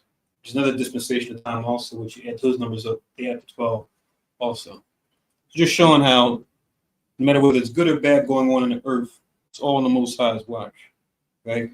He can control how things go, how fast they go, who does it, who has power to do it, et cetera, et cetera. You're welcome for that clarification. I know it's too long to the read version, but hopefully you can come back this time the following week. We're going to be going into the closing history of this day. Right now, it's going to the first part that leads up to why we keep the Feast of Dedication holy. You can write these verses down as well. We won't read them, but just write them down. Just references that Christ makes to this abomination that causes desolation. Remember, you had the one that the Greeks did, but then you had the one that follows suit that goes even worse, which says the destruction of Jerusalem that happened after Christ's time, just a couple of decades later after the time he prophesied. Remember, when Christ did his work, it was around the time of 30 AD, right? But what he was talking about what happened about 40 years after he would die and rise from the grave and then go back into the third heaven. You can write down Matthew 24, 15 and 16. Matthew 24, 15 and 16. Also Mark chapter 13 in verse 14. Mark chapter 13 in verse 14. Also Luke chapter 21, verses 20 and 21.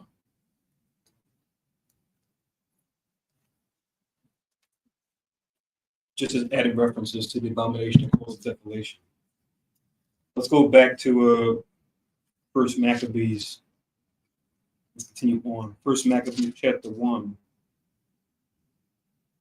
I read 54. Let me read on in verse 55. It says, and burnt incense at the doors of their houses and in the streets. And when they had rent in pieces the books of the law which they found, they burnt them with fire. It says, and wheresoever was found with any the book of the testament, or any consented to the law, the king's commandment was that they should put him to death.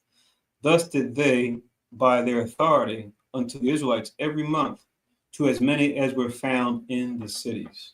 So they were coming down hardcore. We didn't keep their wicked holidays, as we call them.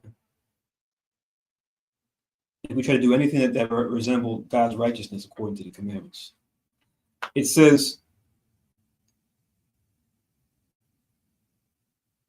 in verse 59, now the 5 and 20th day of the month, they did sacrifice upon the idol altar, which was upon the altar of God. So this idol altar, we go into the history. They had built pretty much an altar on top of our righteous altar that was dedicated to Zeus. And they sacrificed unclean animals on this thing. Swine in particular, when you read the historical accounts. But this idol altar they put on top of the holy righteous altar, right? So it's just like, it's one thing to say, okay, you Israelites, you guys are going to be ruled by me. But it's like, yeah, I want to destroy anything that connects you back to your God, anything that you practice. And especially this, because the altar burnt off, like I said, was the chief place.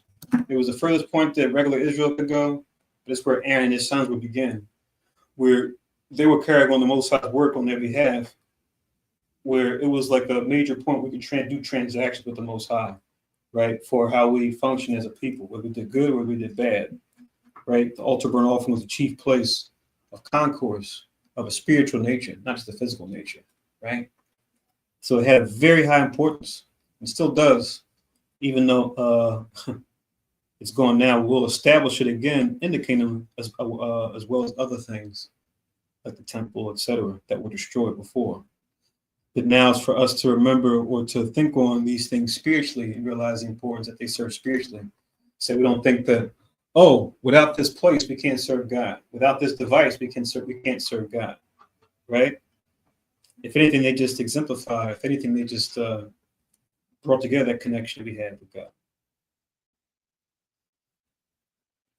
We'll talk about this again, too. We go back to the Sabbath service when we read on in 2 Chronicles. We just did 5 and 6 a couple weeks ago. You can find that on our YouTube channel. But we're going to chapter 7 and 8 next Sabbath coming up. So definitely stay tuned for that. We'll go more into those details. We've set these up as along with the temple during the time of Solomon's reign, which was some centuries before this history period. It says in verse 60 now, at which time, according to the commandment, they put to death certain women that had caused their children to be circumcised. They even killed women with newborn sons that they had circumcised on the 8th day, like it tells you in Leviticus chapter 12, 1-3. And they hanging the infants about their necks and rifled their houses and slew them that had circumcised them. Howbeit, many in Israel were fully resolved and confirmed in themselves to not eat any unclean thing. That's the book. Skip a verse. No, I didn't. I'll read 61 again just in case. They hang the infants about their necks. So infants hanged, right? Just consider that sight. It's bad. It's a horrible thing to look at anybody hang, but imagine an infant. And rifled their houses and slew them that had circumcised them. Once again, howbeit many in Israel were fully resolved and confirmed in themselves not to eat any unclean thing, wherefore they chose rather to die, that they might not be defiled with the meats, and that they might not profane the holy covenant. So then they died. So they died in their righteousness. They said, you know what? You're going to put me to death for these things? Well, so be it. I'll still obtain a better resurrection, right? Death isn't the end for us. The Messiah will remember and record that we stood against his wickedness, right? But can we do more to defend ourselves against these attackers, these strangers that are coming to try to stamp us out? Let's find out as we read on. So now we go to chapter 2. We're going to read about those that are going to resist this force of the Greeks coming in to destroy us inside and out, destroy us spiritually, mentally, physically. First Maccabees 2:1, it says, in those days arose Mattathias, the son of John, the son of Simeon, a priest of the sons of Joarib from Jerusalem, and dwelt in Modin. Right? So for 2:1, it says he's he's a priest of the sons of Joarib. So it's a family of Aaronites, or the people that come from Aaron, right? So Moses made an everlasting covenant with Aaron and with his son Eleazar, right? And then Phinehas, you read about the covenant between Aaron, Eleazar, then trickling down to even Phinehas, a father, son, grandson combo, but then going into the family of Aaron going forward, that they would serve that purpose to work within the temple, right? In the circuits of the temple. So they were descendants of one of those families, which was Joarib, also spelled Jehoarib. You just write this verse down just as a record when it comes to this particular name, because that's why we have the chronicles and the scriptures to keep track of the particular family line. Even though we've been far removed and have our records destroyed in these latest captivities, at least the Spirit can show us the way. We're going to be reminded of who we are as a people.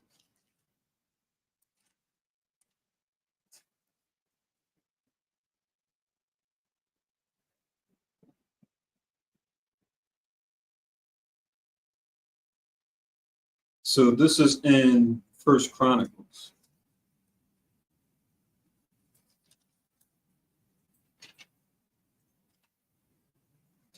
First Chronicles,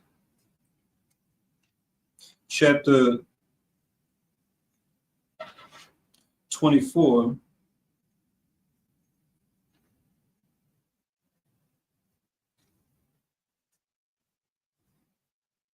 It's 24 or 23. Like I'm looking at it, but I can't see it. Okay, here it is. So in First Chronicles 24, in verse 1, let you know it's talking about the divisions of the sons of Aaron, right? But then you jump down because it says they cast lots to say what lot will go to which family to do certain works when it comes to the tabernacle and then the temple later on when they would build it under the reign of Solomon, right? When they cast lots for their family, it says here in First Chronicles 24, in verse 7, First Chronicles 24:7, it says, now the first lot came forth to Jehoarib, the second to Jediah, right? So this Jehoarib is the same of Joarib that we're reading about in First Maccabees chapter 2 and verse 1. But that was just First Chronicles 24:7. just to show that name, to show that that their parentage wasn't to be questioned.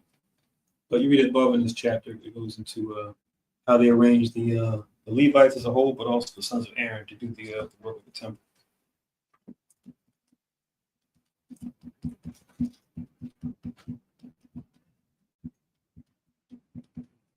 And this, when you read in verse 3, it was during the time of David. They were pretty much dealing with those descendants of Aaron during his time, just to make sure that they were set up accordingly. But First Maccabees 2, now I'm in verse 2. First Maccabees chapter 2 and verse 2, where it reads, in those days arose Mattathias, the son of John. I read this already. And he had 5 sons, Johanan called Kettus, Simon called Thasai, Judas, who was called Maccabeus. So this book of the Maccabees is named after Judas, as he was the prominent of the 5 sons, right? But Maccabeus was his surname, right? You go into that word, it means hammer, because he would deliver hammer-like blows to the enemy.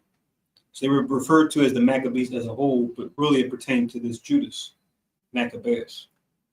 Eleazar, so that name came back again, right? As that was their ancestor, called Abiram, and Jonathan, whose surname was Epis. So at least 5 sons, Judas, Simon, and Jonathan, are going to have a name amongst the 5. But when we read the other stories of the Maccabees, it's going to focus in on their story in particular. And what they would do when they would have the reins of rulership when it came to the rebellion against the groups. Verse 6, when he saw the blasphemies that were committed in Judah and Jerusalem, he said, woe is me! Wherefore was I born to see this misery of my people and of the holy city, and to dwell there where it was delivered unto the hand of the enemy, and the sanctuary into the hand of strangers. So he's saying, woe is me that I have to live to witness these atrocities happening to our people and to the holy temple of God that we've been given charge of, right, as his priests. Verse 8, her temple has become as a man without glory. Her glorious vessels are carried away into captivity. Her infants are slain in the streets.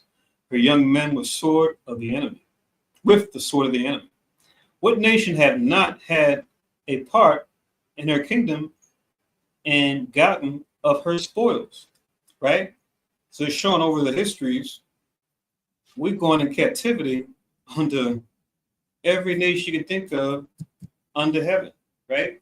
We will follow the Most High, then go against the Most High, the Most High raise up a nation, take us into captivity to punish us.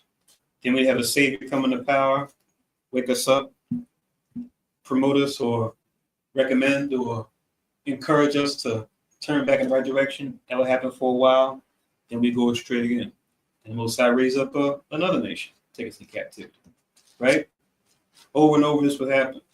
And thank goodness, this is the last time. It's the last captivity. We won't be going into captivity anymore after this last deliverance that we're going to have by the hand of Christ and his host. But this is Daniel chapter 9 and verse 12. As a quick link, the link with chapter 2 and verse 10. Daniel chapter 9 and verse 12, where it reads, and he hath confirmed his words which he spake unto us, and against our judges that judge us, by bringing upon us a great evil. For under the whole heaven have not been done as have been done upon Jerusalem. See that? Just to show, yeah, other nations going into captivity, sure, right? People say, well, everybody's gone into slavery, right? It's just, it just comes with the territory. You have dominion, yeah, but not like how the children of Israel. Right? It's not like we're trying to do some plantation Olympics here. We just want to make sure we acknowledge the truth of the matter. So we'll get gainsayers that'll push back. Like, everyone goes into captivity, everyone goes into slavery, right? We try to minimize what's been done and is being done to us. Back at First Maccabees chapter 2. Now I'm in verse 11. All her ornaments are taken away. Of a free woman, she is become a bond slave. Interesting. It's kind of like a parallel to what it says in Galatians, right? When it talks about comparing us to Sarah versus Hagar, right? Hagar being the bondwoman, and then Sarah being the free woman, right? It says, And behold, our sanctuary, even our beauty, and our glory is laid waste, and the Gentiles have profaned it, right? Burnt the other nations, right? To what end, therefore, shall we live any longer? So, like a prayer, but also like a complaint, also a lamentation, if you will. Look at the state of affairs. It says in verse 14, then Mattathias and his sons rent their clothes and put on sackcloth and mourn very sore, right? So, like I said before, Mattathias, he comes from that line that comes out of Joarib, one of the sons of Aaron, right? One of the descendants of Aaron. He go into their family line. It says, in the meanwhile, the king's officers, such as compelled the people to revolt, came into the city of Modin to make them sacrifice. And when many of Israel came unto them, Mattathias also and his sons came together, and answered the king's officers and said to Mattathias on this wise, thou art a ruler and an honorable and great man in this city, and strengthened with sons and brethren. Now therefore, come thou first and fulfill the king's commandment, like as all the heathen have done, yeah, and the men of Judah also, and so does remain in Jerusalem. So shalt thou in thy house be in the number of the king's friends, and thou and thy children shall be honored with silver and gold and many rewards. So they'll do this routine. We read this throughout the Maccabees, where they'll try to appease those that be in authority in these different cities, right? They'll say, oh, you're someone who has a name, who has a recognition, who has rapport with the people, right? Let's see if we can get this person to come on our side and let them be the one to spread the gospel, if you will, to the rest of the people, right? So that's what we're trying to do here with Mattathias, recognizing him as being, having a name in Modin amongst the sons of Aaron, right? Him being an elder priest and having sons who are of age. It says in verse 18, now therefore come thou first and fulfill the king's commandment, like as all the heathen had done, yeah, and the men of Judah also, and so does remain at Jerusalem, so shalt thou and thy house be in the number of the king's friends, and thou and thy children shall be honored with silver and gold and many rewards. We were just talking about this in the Sabbath service, right, Khan? As far as is it worth it being a friend of the heathen of the enemy, right? They'll give gifts and say, hey, look, take these gifts, right? And then our people, not knowing any wiser, will think, oh, they like me. They really like me, right? They got my back. Hey, my own people don't give to me, but at least they give to me, right? So this is where the bribe comes in. Or I should say the attempt at a bribe. We're going to see what Mattathias does in response in verse 19. Then Mattathias answered and spake with a loud voice, to all the nations that are under the king's dominion, obey him, and fall away every one from the religion of their fathers, and give them consent to his commandments. Yet will I and my sons and my brethren walk in the covenant of our fathers. God forbid we should forsake the law and the ordinances. We will not hearken unto the king's words to go from our religion, either on the right hand or the left, right? So now Mattathias is making a stance, saying, look, we know these guys' track record. Everywhere they go, they got the rules of those people to say, okay, just don't kill us. Don't kill any more of us. All right, we'll follow your Zeus. We'll follow your Hera. We'll follow your Apollo, your whoever else he wants to follow, right? We'll worship your God. We'll eat how you eat, dress how you dress. Just don't kill us. Mattathias said, nope, we're gonna draw the line. We're not gonna do it. But now check this out, verse 23. Now when he had left speaking these words, there came one of the Jews in the sight of all to sacrifice on the altar, which was at Modin, according to the king's commandment. So as he's making this stance to say, we're not going to do it, here comes a sellout of our people with the offering, right? To say, oh, here's the offering to the Greek god, right? Because remember, we go into the history, you had some of our people that were willfully being Hellenes or Greek-like. right? So you had these splits, and some of them were even of the priests too. We're going to read about them also, right? That are willfully following the Greco-Roman, the Greco customs. See the Roman customs, yeah. Romans are here too, but they're up and coming. So it says, which thing when Mattathias saw, he was inflamed with zeal, and his reins trembled. Neither could he forbear to show his anger according to judgment. Wherefore he ran and slew him upon the altar. So he couldn't contain himself. He's like started shaking, just like, are you kidding me? Like he's doing this now. Because he was filled with the righteous zeal, right? Righteous anger, righteous retribution, right? So he came upon him. He's an older man too, showing you that even though he was older, he could still handle himself, right? Ran upon this man and slew him right there on the altar. Also, the king's commissioner, who compelled men to sacrifice, he killed at that time. In the altar, he pulled down. So he wasn't just stopping with that guy. He was taking out the people the Greeks had set up too.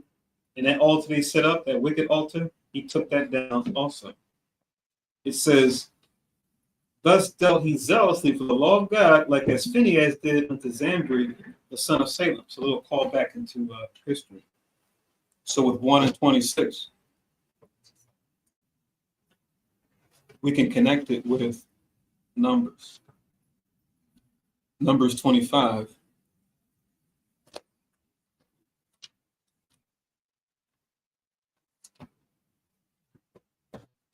So it goes Genesis, Exodus, Leviticus, Numbers, going to chapter 25.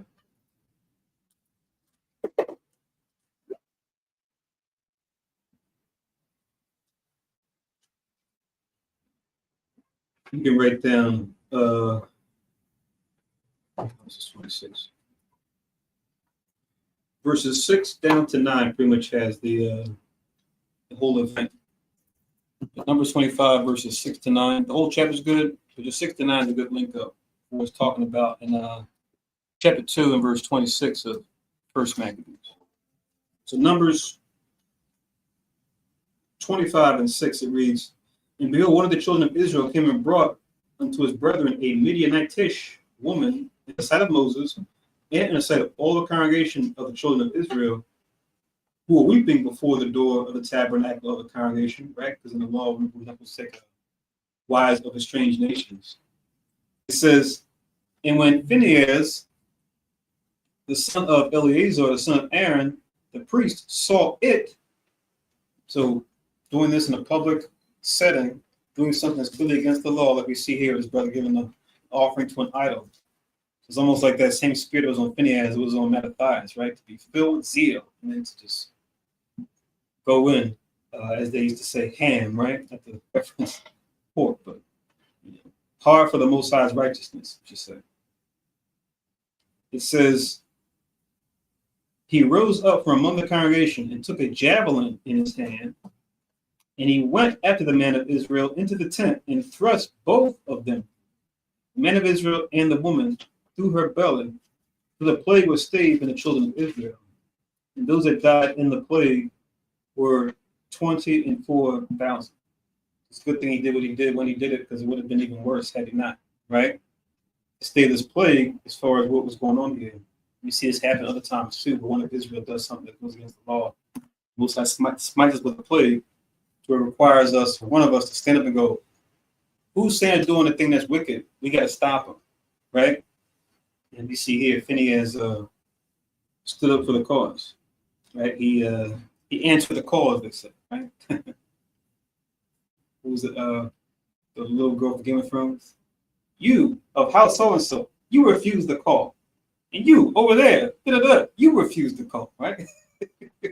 So Phinehas answered the call.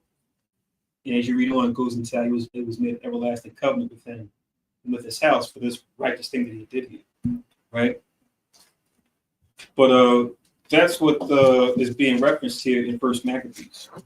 Let's read on. This is verse 27 now. First Maccabees 2 and 27, which links with, we read Numbers 25, 6 to 9, that links with First Maccabees 2 and 26. Now we're in verse 27. And Mattathias cried throughout the city with a loud voice, saying, whosoever is zealous of the law and maintains the covenant, let him follow me. Kind of makes you think of Moses too a little bit.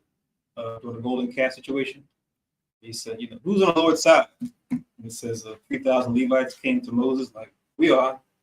Moses said, fall on them. Those were people that were dealing with the golden calf, right? That kind of reminds you of that. That's kind of reminds you of that part a little bit. So it says, so he and his sons fled into the mountains and left all that ever they had in the city. Because once they made this thing, they got to go in guerrilla mode, right? They got to go underground. So the word's going to get out there. And whoever else that is a sellout amongst Israel is going to go run, tell the Greeks. But at the same time, they know that whoever is on point, who might be keeping the laws but on the sneak tip, they're going to find them. That's what happens, right? They're going to find them and go, yo, we're just like you. You know what? We want to stand for the Most High. We want to stand for the commandments. We don't want to do what the Greeks have us doing. So it's like a very bold and decisive gesture to separate, you know, the men from the males, right? The righteous men of Israel versus the males of Israel who want to follow the Greeks. And it serves just that purpose. As we read on, it says, then many that sought after justice and judgment went down into the wilderness to dwell there, both they and their children and their wives and their cattle, because afflictions increased sore among them. At least they're on their home stretch, they're on their home turf. So who knows their land better than them, right? That's the one thing that anytime you have a smaller group being invaded by a larger group in any time of history, at least the smaller group has the home court advantage, where they know the nooks and crannies, they know how to get around where they live. And that's like the harder part for the stronger, you know, invading force that has more weapons, more soldiers, etc. So they're using what they got. But ultimately, they have the Most High behind them, which is going to be the real thing that separates them. He gives them the advantage. It says, now when it was told the king's servants and the host that was at Jerusalem in the city of David that certain men who had broken the king's commandment were going down into the secret places in the wilderness, they pursued after them, a great number, and having overtaken them, they camped against them and made war against them on a Sabbath day. Check that out. So on a Sabbath day, Friday, Sunday, and Saturday, sundown, the day when we would rest, they're making war against them. Because remember, we see with Antiochus and how they're going to fight against us. They're saying, look, it's not just a matter of you paying us tribute. You got to stop all your practices, all things you do. So they did their homework on us. So they did homework on all the other people that they conquered. They say, okay, here's their festival days, here's their eating practices, here's their this, here's their that, right? We got to hit them where it hurts. We got to hit them when we know that they'll have their guard down. That's what they said. Oh, bet. Let's get them on a Sabbath day when we know they're resting, right? And if they can't do any work. 33, and they said unto them, let that which you have done hitherto suffice. Come forth and do according to the command of the king, and ye shall live. So they're throwing a supposed olive branch, right? Saying, look, we know there's been a situation you guys resisted, but look, you just surrender now, no more harm will come unto you, right? And we're hoping that that's what they're actually going to do, they're actually going to live up to. But like we read in Daniel's prophecy, right? Through peace, he shall slay many. So it can be trusted? I don't think so. But let's see. It says, but they said, we will not come forth, neither will we do the king's commandment to profane the Sabbath day. It says, so then they gave them the battle with all speed. So these brothers and sisters said, look, we're going to keep the Sabbath, and we're not going to follow the king's commandment to defile ourselves. So they gave them the battle with all speed. It says, howbeit they answered them not, neither cast they a stone at them, nor stopped the places where they lay hid, but said, let us die in all our innocency. Heaven and earth shall testify for us that you put us to death wrongfully. So they rose up against them in the battle on the Sabbath, and they slew them with their wives and children and their cattle, to number of 1,000 people. So sad situation, but what they said is true because we're reading about it now, and we can remember and acknowledge that yes, they stood boldly against these profane Greek attackers. It meant their lives, right? So we could say they did well, right? By resisting the temptation of the Greeks their lives being threatened, even still, they resisted unto death. Like it says in Ecclesiastes 4:28, 4:26, strive for the truth unto death, and who shall fight for thee. So they would obtain a better resurrection. Like we always say, we either do well or do better when it comes to this truth, right? If we endure spiritual affliction and the heathen don't lay hands on us on our life here, we do well. If we resist temptation and the heathen decide to lay hands on us, arrest us, lock us up, torture us, whatever they want to try to do to us, kill us, we do even better. We attain an even better resurrection. So the worse they do, the better it is for us in the end. We read this, and the hope is that we believe this and embrace this if it comes to that, you see. So they did well, but now, as we're going to read, Mattathias and his sons and those with them are going to try to do better if they try this tactic again, right? Because if they all do what they did, the Greeks will say, oh, Sabbath day attacks. Keep them coming, keep them rolling. Hopefully they'll all do the same thing. Verse 39, now when Mattathias and his friends understood thereof, they mourned for them right sore. One of them said to another, if we all do as our brethren have done, and fight not for our lives and laws against the heathen, they will now quickly root us out of the earth. And they're right. Because, like I said, when it comes to the heathen, especially Esau, right, the wickedness knows no bounds. They'll go all out. At that time, therefore, they decreed, saying, whosoever shall come to make battle with us on the Sabbath day, we will fight against him, neither will we die all as our brethren that were murdered in the secret places. So you know what? We're going to try a different method, right? Because we know how the Greeks are, right? Not to put shade on our brothers, but if they're going to keep trying to do this tactic, we can't do it. It'll kill us all off. So if they try to do it to us, we're going to fight against them, right? On the Sabbath day, if they come at us on the Sabbath day, we're still going to fight. So this is like that wisdom that was always there, but we see it kind of came to the forefront of Christ, right? It is lawful to do well on the Sabbath day. This would be an example of doing well on the Sabbath day, right? It's not so much like, oh yeah, we're willfully going out there and fight on the Sabbath. No, if it comes to that, yeah, we'll defend ourselves, we'll fight. Just like now, where it may not be, you know, as a grim of a circumstance. If you do something outside of our knowledge, like get medicine or buy things or do something on the Sabbath to help our brother and sister, yeah, we'll do that, right? That's not something that we just do just because, right? Only if the situation called for it, because the whole goal is like Christ said, Sabbath is not made for man, but man for the Sabbath. Have that reversed. Have that backwards. The Sabbath is not made for man. Sabbath is made for man. Man is made for the Sabbath. Right the first time. Stop all my head. Right. So it's not so much like, oh, the Sabbath is here, just shut everything down, let them kill us. But no, Sabbath was made for us to benefit us. So the idea is to use wisdom on the Sabbath when situations arise like this, or could be just, you know, not something as high stakes, like a man's lamb falling into a ditch. You don't want to be in there all day. Something could happen. You can, you know, starve in there, or another animal will come and take them. So no, go in there and get the land. Even though it's work, you're preserving life, the life that you have that you have care over, right? So this is a good example of that here. I'm just making reference to Matthew 12, if folks are watching this for the first time and don't really know what I'm getting at. But Matthew chapter 12 goes into this in detail. There's a back and forth between himself and the Pharisees who try to falsely accuse him and his disciples of doing work on the Sabbath when they were picking corn because they had necessity had to come from a long journey. It wasn't a thing they would normally do to go out there and pick corn on the Sabbath. It was something they did because they came from a long journey and needed something to eat. And then Christ gives them examples in the Old Testament where they did that too, to give them that understanding, or hopefully to expand the understanding upon them as far as how to operate on the Sabbath and still be considered within righteousness. God, I have a few scriptures, but hold them until you almost finish.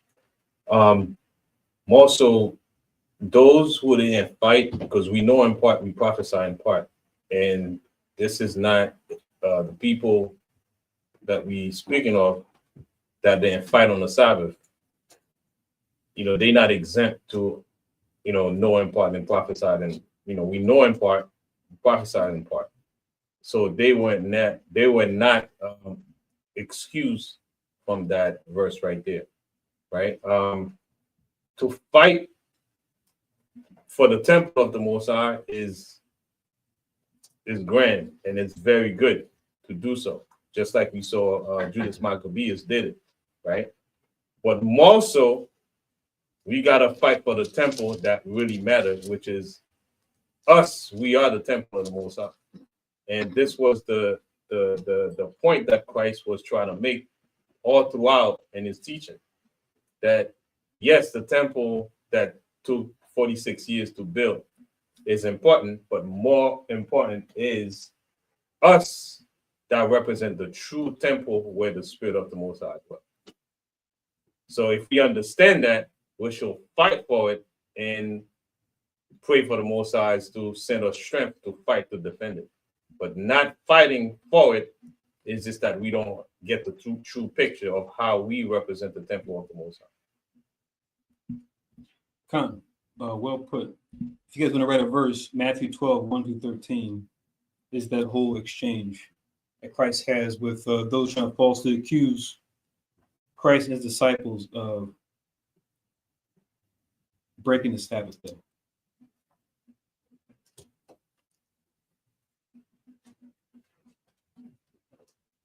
Yeah, I'm glad you mentioned that, Khan. This is kind of what I was referring to earlier, too, about the altar burnt offering, rededication of the altar, right? We don't have the altar now, but we function very similarly when it comes to the altar when we exchange with God, as that was used as a means of communion, transaction with Heavenly Father, where the Israelites would bring different offerings to the sons of Aaron who do the work of doing the offering.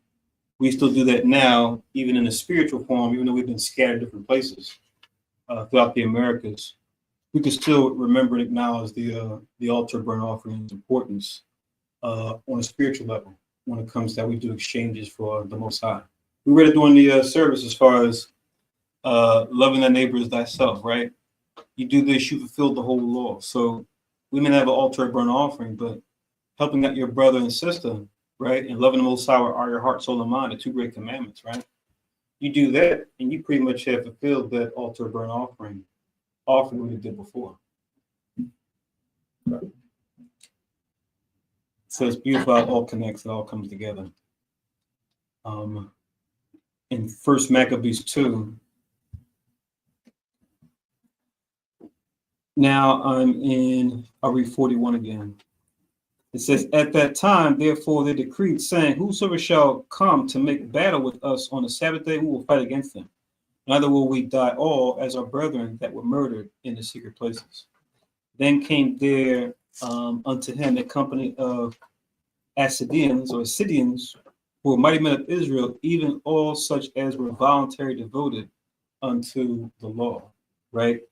I remember if you look up the Assyrians, it comes from the word chasad. I guess I'm not sure to say plural, but it means like the graceful ones. Right? You go into the root of that word, right? So it says that they were mighty men of Israel, even all as such as were voluntarily devoted unto the law. Also, all they that fled for persecution joined themselves unto them, and were a stay unto them. Right? So word got out that they stood against the Greeks at that outpost in Modin. So like we said before, others are coming to their aid. Others are saying, oh, I'm not the only one. Right? Let me join forces with them so that we can be a force to defend ourselves against these Greeks that are trying to take us out. So the Most High is adding unto them. Somewhat similar to, even though it's, it's kind of an internal battle. I'm thinking about David fleeing from Saul, right? In the cave of Adullam. It says how the Most High sent men to him too, that were, distressed, that were in doubt, or that were, I think it says they were indebted, that they were distressed and discontented. And it became like a small unit or a small force. They were kind of living in the caves and on the run too from Saul and his army, right? So similar dynamic, but the opponent, I think, was a bit different, right? But the situation between David and Saul was more of an internal conflict. But here we have us against the Greeks, right? the priests and those that follow the priests against the Greeks. It says also all they that fled for persecution joined themselves unto them and were stay unto them. So they joined their forces and smote sinful men in their anger and wicked men in their wrath. But the rest fled to the heathen for succor. Right? So taking even at their own people that were sellouts, saying, "Look, we can't have any of you guys out here acting like this, wearing these clothes, dressing like the Greeks, talking like the Greeks. No, we're not going to have it in Israel." Right? Now, we're under grace now, so now we just more so get the verbal warning. But they were doing, words and deeds, right? Like read about it being somewhat hardcore, even during like Nehemiah's time, right? When Nehemiah was helping to reestablish the temple after we came out of captivity, we held into some bad habits while in captivity. And Nehemiah had to tell them, like, look, come back here again to sell on the Sabbath, to break the law, I'm going to lay hands on you, right? And the equivalent of, I'm going to jack you up, I'm going to put my paws on you, right? Pick the slang, whatever part of the city, whatever part of America you're from, you get the idea. But that's what they're doing here, right? They're forcefully saying, look, you got to stop this.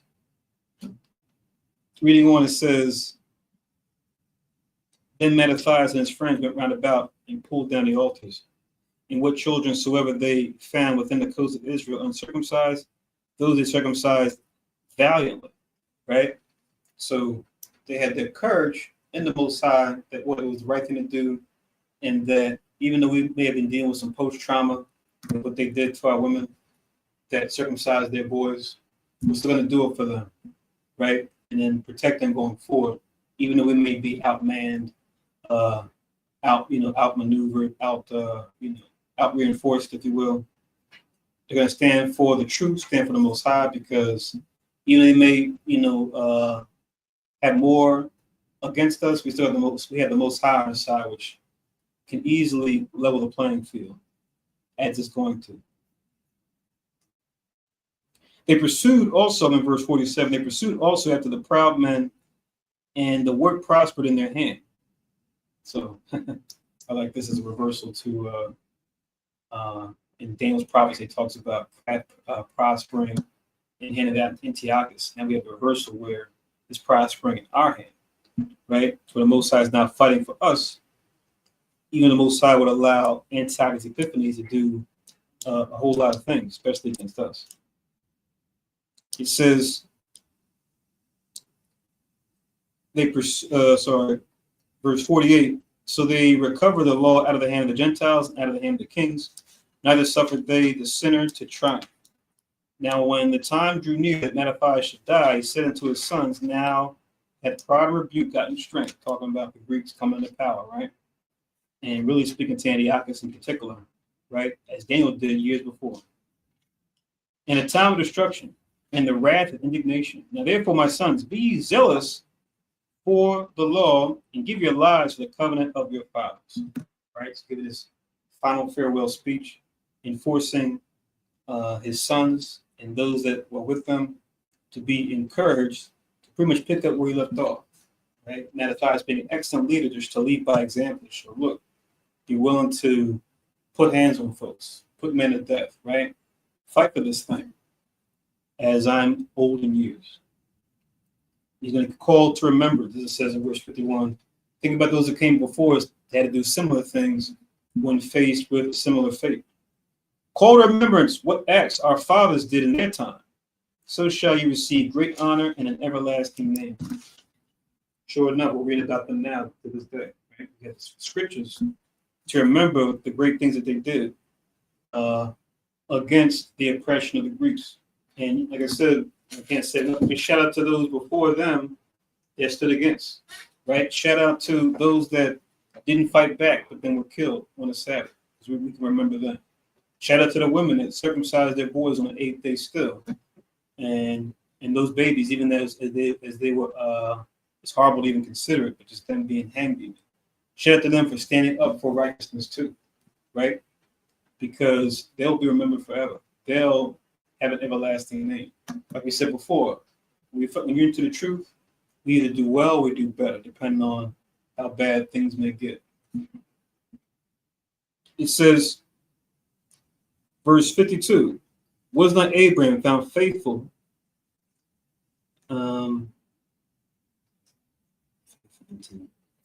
In temptation. Looks a little funny in the Old English.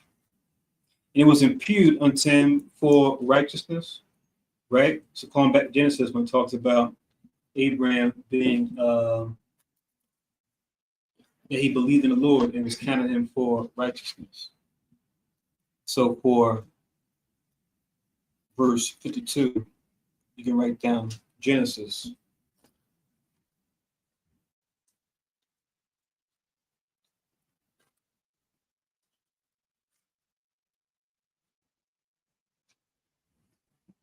Genesis chapter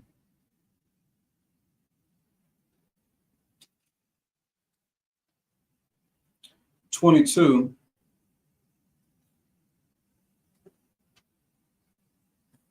And 9, where the event actually went down. He went to offer up his son Isaac. Genesis 22 and 9.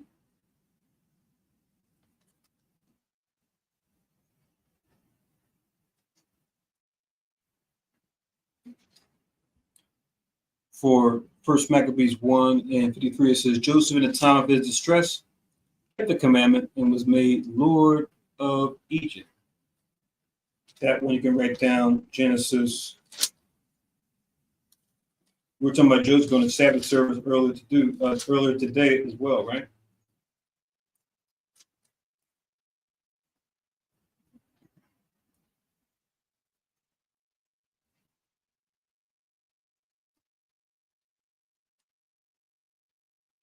Genesis chapter 41.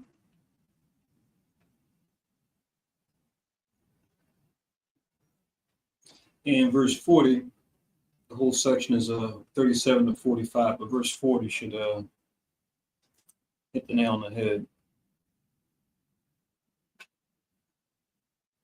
Where he was brought to a low degree. It was an easy thing for the Lord to take him in his low degree and then bring him back on top. So that wisdom goes a long way, even when it doesn't pay out its dividends at the moment that you expect. 1 Maccabees 1:54, Phinehas our father, in being zealous and fervent, obtained the covenant of an everlasting priesthood. So we read that story earlier for 1 and 54. But as far as the part about the everlasting priesthood, that's in Numbers 25 also. But not in 6 to 9, but that's a little bit down.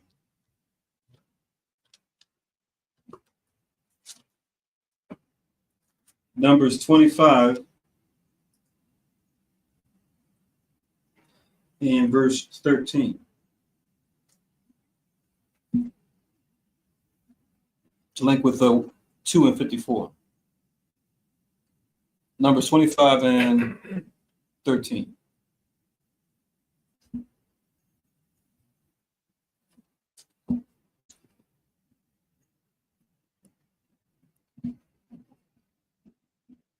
Keep saying 1, 2. 1 Maccabees 2 and 55. Jesus, for fulfilling the word, was made a judge in Israel. Right? This Jesus is referring to Joshua, the son of Nun, right? Jesus being a Greek way of writing the name Joshua, which comes from the Hebrew Yahushua, which means he saves or he is salvation.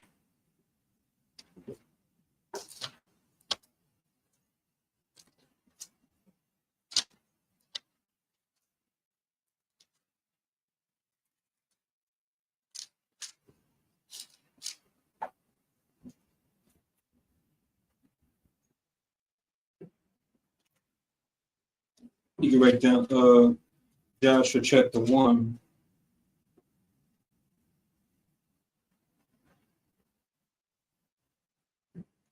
And verse 2.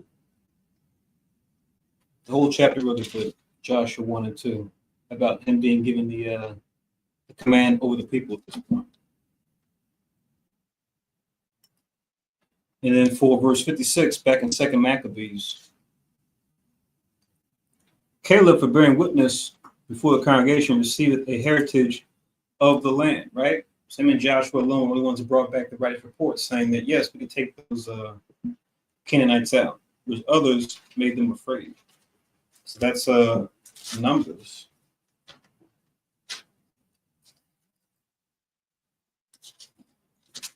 Numbers chapter 14.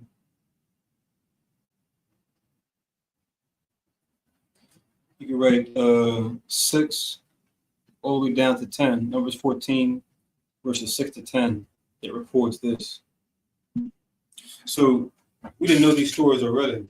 We want to pretty much be able to go back to these stories to read these things for motivation, right? Hence why Matthew is making reference to all these things to remind them, like, look, now is our time to step up or to stand up against tyranny, oppression, against them coming against us, just like our forefathers did before us.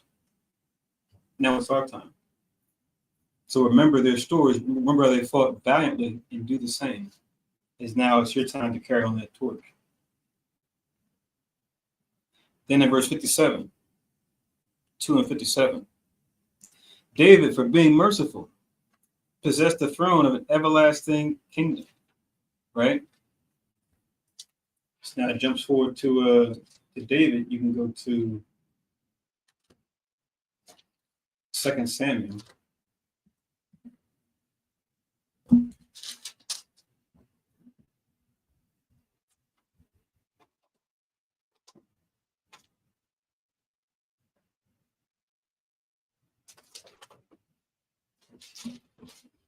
Second Samuel chapter 2 and verse 4.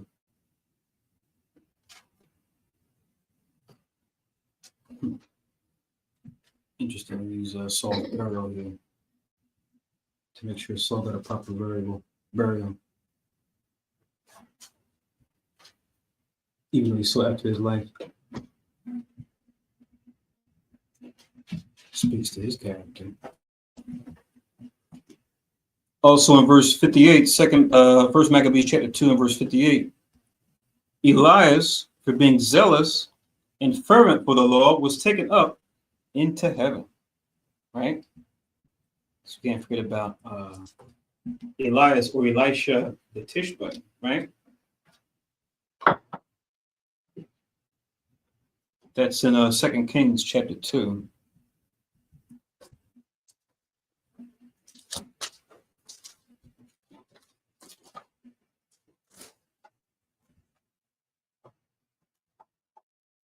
Verses 9 down to 11.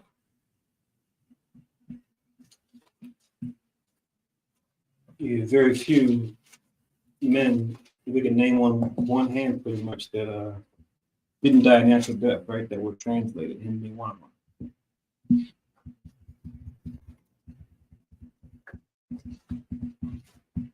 So all these figures as motivators, folks we can look back to in our past to be motivated by. We see the strange nations around us, even this day. They'll always like to call back to certain people they come from and say, yeah, we had this forefather that did this and did that, right? They might even take on that person's name, right? Kansamak, I know you like to mention that when you go travels, listen to the people talk and how they'll just talk about the history of their place where they live, right? They'll say, oh yeah, this person, this monument here was for this great man that did X, Y, Z. This is something that they're much more conversant about, right? I guess this might be a thing that's like you tend to see a little bit more in Europe in general. You see here in the States a little bit too, but you start to see it kind of taper off somewhat, but you'll see how other people will lean upon those that came before them and like make mention of them. Even if the stories that they remember aren't true, they'll still, wave those banners and wave them hard. But with us, we're simply told, oh, you guys have slavery. You guys have those that, help resist slavery. But it's like, as great as those folks we may talk about and we learn about here in the West, went to school about, for all the goodness that they've done, right? But we can look at those that did so much more if we just knew what our nationality was and just start with slave ships and just start with, those that led slave rebellions, right? Like a Nat Turner or like a Gaspar Yanga down there in Central America, or a Denmark Vesey, right? Or you go to the islands, you got Toussaint Louverture and Dessalines. Yeah, I remember taking a picture at Mo Bay that time, some years ago. Went down there with they had a monument there. I think his name was Sam. I can't remember his last name. I have to look at my old pictures. They had a monument down there in Jamaica for a man there that led rebellions against the English. I remember his name. His first name was Sam. His last name escapes me. But we're told to start there when it comes to our history. And sometimes they might have a issue with doing that, depending on who that figure was. They actually were like, to hell with the Western oppression, hell with the Europeans trying to overthrow us and oppress us. They might even have an issue with that. But now knowing that we're the Israelites, that we're the Hebrews, and that the greatest men and women ever to walk the earth, we come from them. Oh man. Just think of the head start that gives us just up here when it comes to our way of thinking, our motivation, right? And they can't have that. You see Antiochus, he said, look, I don't want you to remember anything that has to do with you being a Jew. You got to be everything, you got to walk, talk, dress, eat the Greek way, right? Because that'll do us a favor. That'll make it easy for us to conquer you. All right. Got two more here. But of course, I'm sure Mattathias could have kept going down the list. But even these folks that he mentioned are heavy hitters. So we got in verse 59 of 2 Maccabees, Ananias, Azarias, and Mishael, or Misael spelled here, by believing were saved out of the flame, right? This is Shadrach, Meshach, and Abednego, right? As far as that being their slave names. But here he mentions their Hebrew names, which you can link this with Daniel. Daniel chapter 3.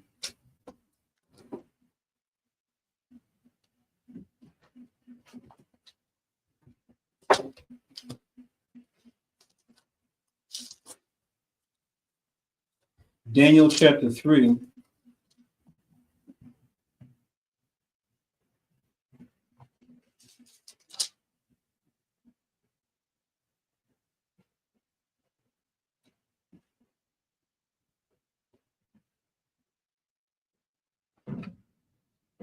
And you write down, where should we start? Where should you start?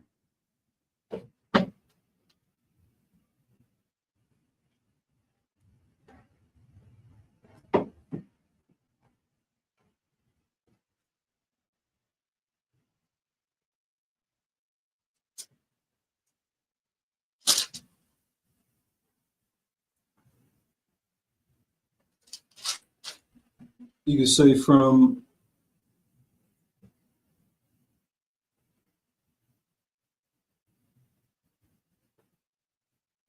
$19 all the way down to $25. Daniel 3, 19 to 25.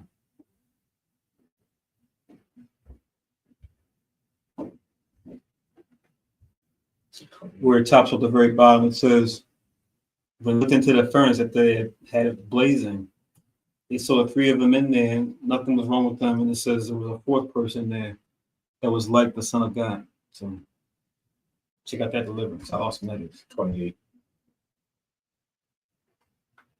Okay. 26 to 28, add that on as well. I think 28 sums it up. Okay. So Daniel 3 and 28. The water for that. Stay in Daniel and go to chapter 6.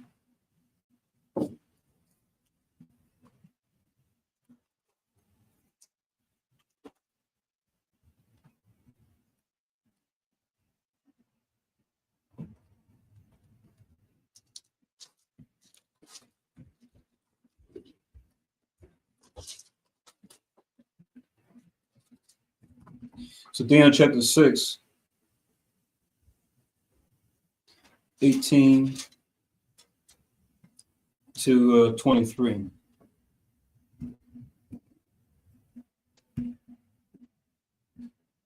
which links with First Maccabees chapter 2 in verse 60, where it reads, Daniel, for his innocency, was delivered from the mouth of God.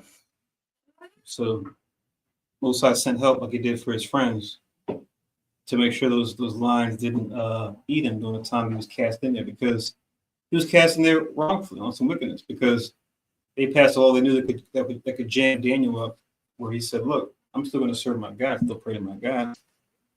And for that, they said, oh, let's throw him in the lion thing. They knew Daniel was always praying. They had to figure out a way to try to get him off his game, since he had favor with him because of his righteousness, right? I think it tells you too, after they took him out and he threw those that accused him in, once the king of the Medes and the Persians was like, oh man, right? Darius gave him his props after witnessing, such a feat. Once he threw his accusers in there, it says that the lions fell upon him and tore them up instantly. It's just showing you that how powerful the Most High is toward, he can even stop the mouths of lions, right? Terrible beasts. It's an easy thing for the Lord, right? So it'd either be men, beasts, the elements, right? Sun, moon, and stars, all these things are in the hands of the Lord. So that we've put the Most High first to follow his righteousness. The Most High can have these things bend to our will easily, right? But back in 2 Maccabees 2, like I said, we can spend extra time on all those figures. It says in verse 61 now, and thus consider ye throughout all ages that none that put their trust in him shall be overcome. So look at all that track record we got for all those men I just mentioned, and how they were able to overcome the odds that were stacked against them. Just as we have odds stacked against us now as we fight against these Greeks. It says, fear not then the words of a sinful man, for his glory shall be dung and worms. Today he shall be lifted up, and tomorrow he shall not be found, because he's returned into his dust, and his thought is come to nothing, right? So thus be the fate for the sinful man, as we see in many Psalms, many Proverbs, right? So him reminding his boys of that. It says, wherefore you, my sons, be valiant and show yourselves men on behalf of the law, for by it shall ye obtain glory. So the way we attain a glory is not just through, feats of strength and conquering the enemy, but it's through observing the Most High's righteousness. Through that, we obtain all the things that, regular men of the nations attain. But for us, we have to put the Most High's law first and foremost. Only through that can we obtain the glory that really will stand the test of time. This 2 and 64 is very similar to 1 Kings 2, 1 and 2, the final salutations that David, as an old man, gave to his son Solomon to carry on the rulership after him, right? Very similar salutation. So 1 Kings 2 and 1 says, now the days of David drew nigh that he should die. He charged Solomon his son, saying, I go the way of all the earth. Be strong, therefore, and show thyself a man, and keep the charge of Yahweh thy power to walk in his ways, to keep his statutes and his commandments and his judgments and his testimonies as is written in the law of Moses, that thou mayest prosper in all that thou doest, and whithersoever thou turnest thyself. So that's 1 Kings chapter 2. 1, I read down to 3 to link with 2 and 64, 1 Maccabees. 1 Maccabees 2 and 65. Now behold, I know that your brother Simon is a man of counsel. Give ear unto him always. He shall be a father unto you. And as for Judas Maccabeus, he had been mighty and strong, even from his youth up. Let him be your captain and fight the battle of the people. Right? I make these jokes sometimes. We see like when you have children, they take on like different characteristics, right? So with his boys, he knew his boys knew like what their strong suits were. Not to say that's the only thing they could do, but just what they were known for. So I said, if we were to kind of put this in a high school scenario, it would be like Simon would be like the class president, right? And then like Judas Maccabeus would be like the captain of the football team. Those being like two key figures when it comes to the whole high school hierarchy, right? They were young. But once again, we see that as it goes on in the story, we're going to see that even Judas is going to be able to demonstrate counsel. We're going to see that Simon will be able to demonstrate mightiness in battle, even though they were known for the opposite. But just as far what they're known for as far as their baseline, right? What they tend to default to. Yeah, Simon was that man of counsel. Judas was that mighty and strong fighter, right? Then as you read on in verse 67, take also unto you all those that observe the law and avenge ye the wrong of your people. So keep adding to your ranks. We have some with us here, but let's keep building that momentum, right? Recompense fully the heathen and take heed to the commandment of the law. So pay them back. That's what recompense means, right? It says, so he blessed them and was gathered unto his fathers. So he gave him this final citation and blessing. He was gathered to his fathers or his ancestors, right? That's what Abba means. It says in verse 70 to wrap up, and he died in 146th year, and his sons buried him in the sepulchre of his fathers at Modin, and all Israel made great lamentation for him. Right, so he was a man to be remembered.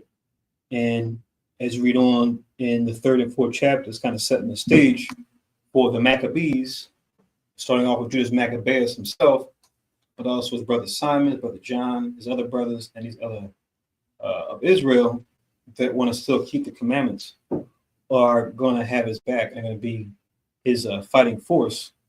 It's going to gain more and more momentum as they fight against the Greeks who are trying to persecute them. Now, to bring it to the Feast of Dedication, why we call it the Feast of Dedication, right? Because we get to the end of chapter 4 in particular, which usually we'll do is we'll read chapter 1 and 2 for the opening night, and we'll read 3 and 4 the closing night. But definitely read it tonight and during this week, just to be familiar with the story, so you can be motivated. But by the time you get to the end of the 4th chapter, you'll see why we do it tonight and why we remember this day to begin with. Remember when we first started the service, I mentioned St. John chapter 10, verse 22 and 23. To show our Lord and Savior, he kept the feast of dedication also, says he walked on Solomon's porch in St. John chapter 10. And he had an interesting exchange with the people, talking about him and his father being on the same accord and what that meant. Literally said, my father are one. It was misunderstood by many, but you read St. John chapter 10, you get that full story. But you read verse 22 and 23, it tells you that that conversation was during this time of the Feast of Dedication. But I can read this in 2nd Maccabees real quick, just to kind of get because we read this on Tuesday. I'll read it again as far as this, so we know how many days we keep it and how to go about keeping it based on how they did it the first time. So we have a frame of reference. But in 2nd Maccabees chapter 10,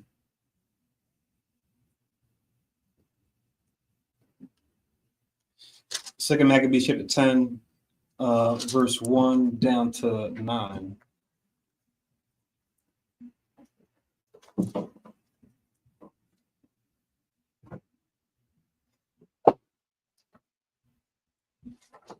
It reads, 2 Maccabees 10 in 1, it says, now Maccabeus, referring to Judas, and his company, the Lord guiding them, recovered the temple and the city. So we read 3 and 4 of 1 Maccabees 3 and 4. They'll go into the details behind it. So even though you might know the end of the story, it's always good to enjoy the story as it progresses to reach that conclusion. But just so we are familiar with what we want to do between now and this time next week, when we keep this week holy, right? As this is the holy day that we're supposed to keep in righteousness compared to all the other wicked holidays, as brothers call them, that we see the other nations following and our people that follow them following, right? Big one being Xmas, right? It says, but the altars which the heathen had built in the open street, and also the chapels they pulled down, and having cleansed the temple, they made another altar, and striking stones, they took fire out of them, and offered a sacrifice after 2 years, and set forth incense and lights and showbread. So in chapter 1, we read that about that 925 day where they built the altar, the idol altar, right? An abomination that caused desolation. they were able to reestablish a new altar with new whole stones 2 years after that on that same day, so that the goodness of that day can be remembered instead of the horrible thing that was done on that day just 2 years previous, right? And I think according to scholars, when it was defiled, it was 167 BC, but this is in 165 BC. Check the time frame as far as the years. According to scholars, according to when we look at when the Greeks came into power, what year they were in as far as their rulership, etc. So it says striking stones took fire out of them. Just means like a flint stone, when you strike them and it has sparks come out.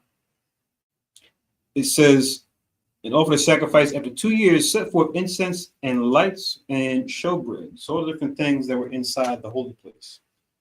Candlestick to our left, table of showbread to our right, altar incense in front of us.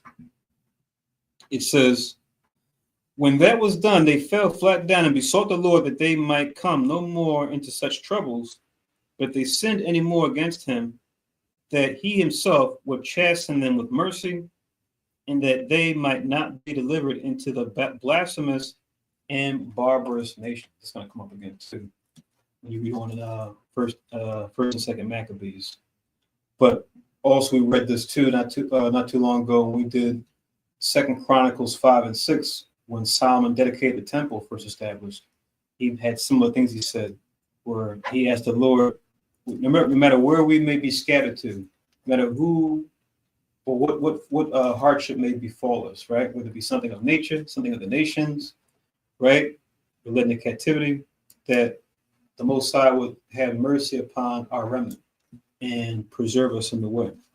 So we see him asking for a similar thing that Solomon asked for, kind of speaking at that time, but also speaking to the future of what future hardships we will face. So we're glad that Solomon, with his request, was granted, and on many occasions, as we know, it was granted here for these brothers as they were keeping this first feast of dedication. Verse 5 says, now upon the same day that the strangers profaned the temple, on the very same day it was cleansed again, even the 25th day of the same month, which is Caslu, right? I think while you mentioned the name of the month, right? Earlier asked about what day it was of the month, and we got Lop Tuab online. He got the 25th day. So he uses this verse to show the 25th day of this month. Verse 6, and they kept 8 days with gladness as in the Feast of Tabernacles. So it was an 8-day feast. So we come together tonight, also this same time next week, that same night, like we do on Tabernacles, the same day. Because that'll mark 8 days once the sun sets, the following week, Saturday, sundown. Remembering that not long afore they had held the Feast of Tabernacles, when as they wandered in the mountains in dens like beasts, right? So living in tents, right? Dwelling in nature, right?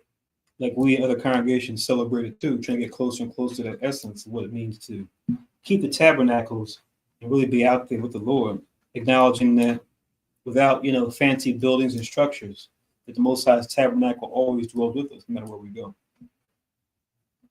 Verse 7, therefore they bear branches and fair boughs and palms also, so evergreen branches, right? Because, the other branches obviously aren't going to be bearing any type of foliage, not until the spring months. And sing psalms unto him that had given them good success in cleansing his place. They were ordained also by a common statute and decree that every year those days should be kept of the whole nation of the Jews. So still will be kept even as you go down to, and verse 9 just says the end of Antiochus called Epiphanes. Remember in chapter 6 goes into detail behind how he fell to show what Daniel's prophecy was talking about. But like I said, we won't read that tonight. But the second Maccabees 6 goes into those details. But I'll not mention the beginning of the service. We'll close out with John chapter 10 and 22 and 23. And we'll open the floor for any other scriptures for the folks may have before we finish up. But this is St. John, Matthew, Mark, Luke, John, chapter 10 and verse 22.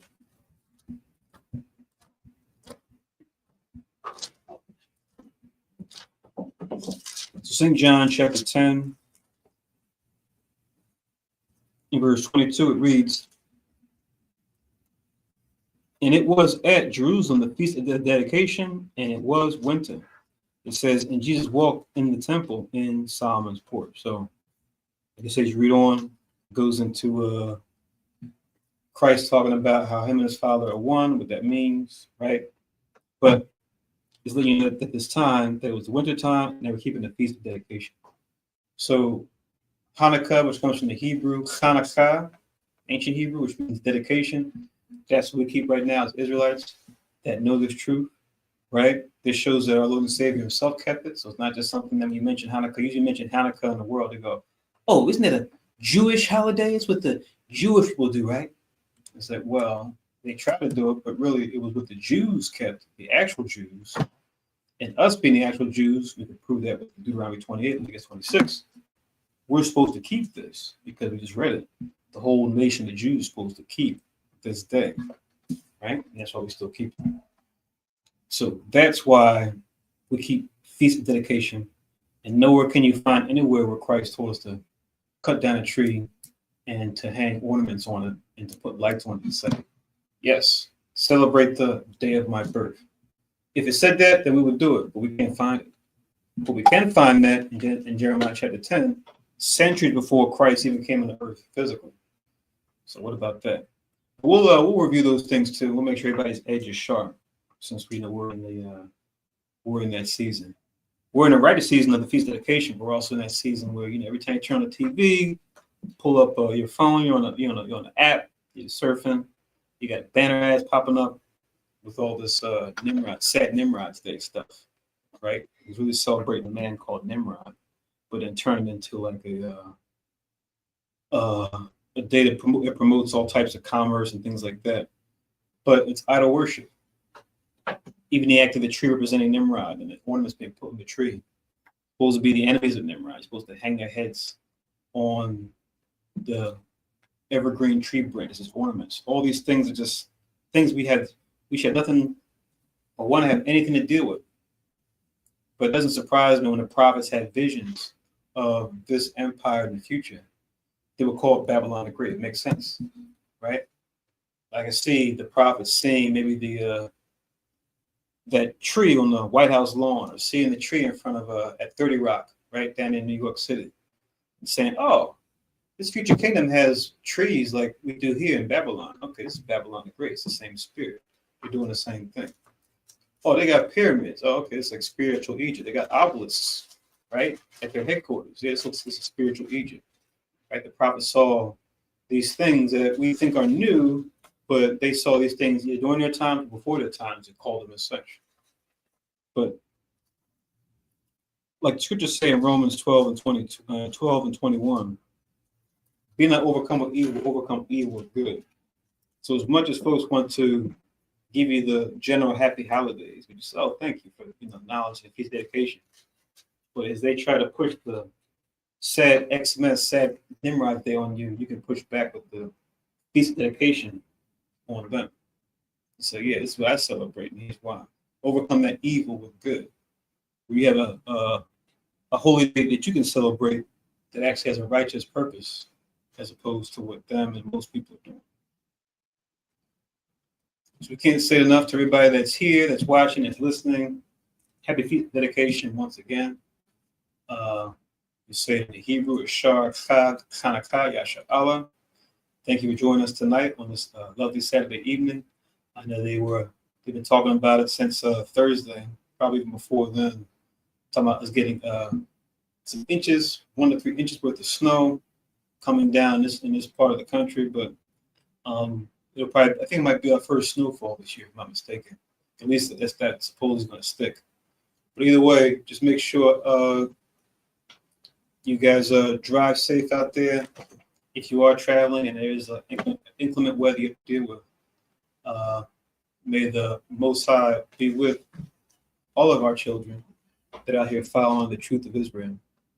Yes. Okay, thank you. Robert. Oh, yeah. Good. As we went to great length to read the stories in Maccabees as to what the Feast of Dedication is about, it is important to bring it back home. While we are not in Jerusalem, we don't have any temple, physical temple to dedicate, but the temple that is most important is still here, and we should honor that in rededication of the temple. So with that, let's take a look at 2 Corinthians chapter 6 and verse 16. And it reads, "In what agreement had the temple of God with idols? For ye are the temple of the living God. As God hath said, I will dwell in them and walk in them, and I will be their God, and they shall be my people."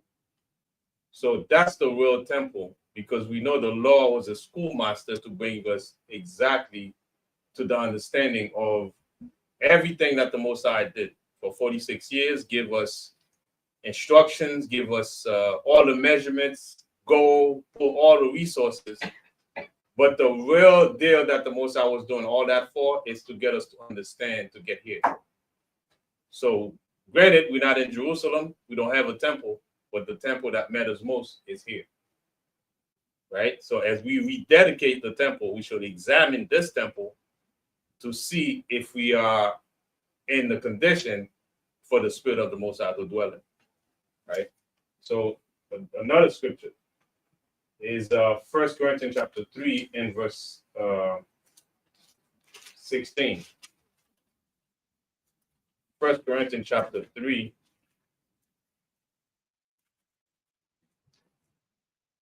and verse 16, and it reads, "Know ye not that ye are the temple of God, and that the Spirit of God dwelleth in you?" Most of us may not consider that we are the temple of God, and if we do, we may not get the full picture of what that means. But the best way to get a picture of what that means is think about the physical temple, what he represents, as we read in the scriptures that you brought out. What did the temple represent? That's where the Spirit of the Most High would dwell, right? And that's where we would do the sacrifices. So now that we don't have the temple, we are the living sacrifice, right? We are the living sacrifice, so we should conduct this temple as if it were that physical temple that we have, right? So all the sacrifice that we used to do, aside from the animals that we used to sacrifice, we are the living sacrifice. So that temple is still well and alive today. So our conduct, the way we honor the Most High, we should be that temple that the Most High really wants his Spirit to delight in each and every day, right? So another scripture is John 2 and verse 19. St. John chapter 2 and verse 19. And it reads, "Yahushua answered and said unto them, Destroy this temple, and in 3 days I will raise it up." Why would Yahushua will destroy his temple, which is his body? Because his body was in the condition where he carried our sin. So he had to be cleansed from all the sins that he was carrying for us to cleanse that temple and rebuild it right back up again. So when he came back up and that temple was clean, that's significant that we die with him, and we should always make sure that we clean that temple and keep it in a condition that the Spirit of the Most High will dwell in. Right? So last scripture is Ephesians chapter 2, 19. Ephesians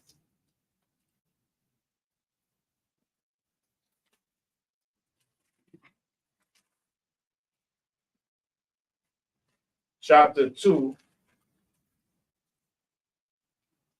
and verse 19.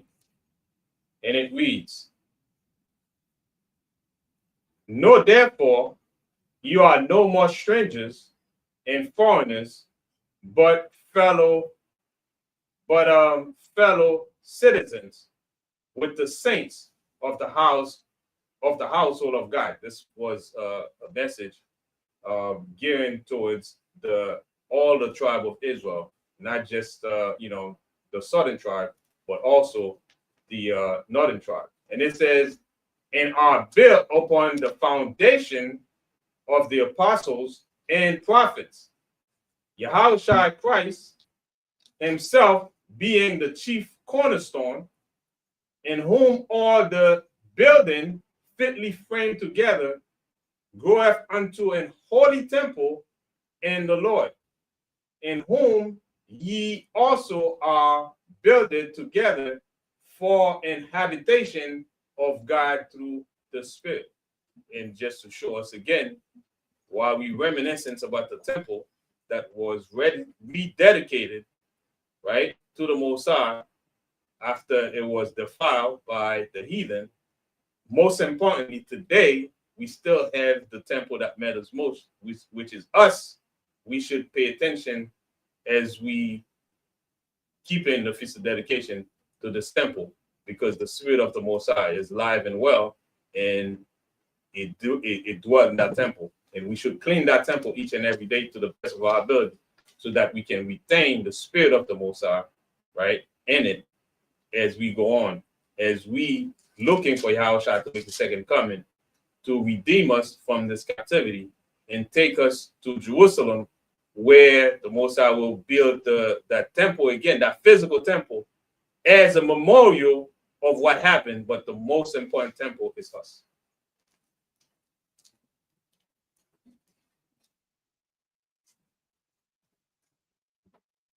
Okay. You had Romans 12 and 1 in there too, or no? No.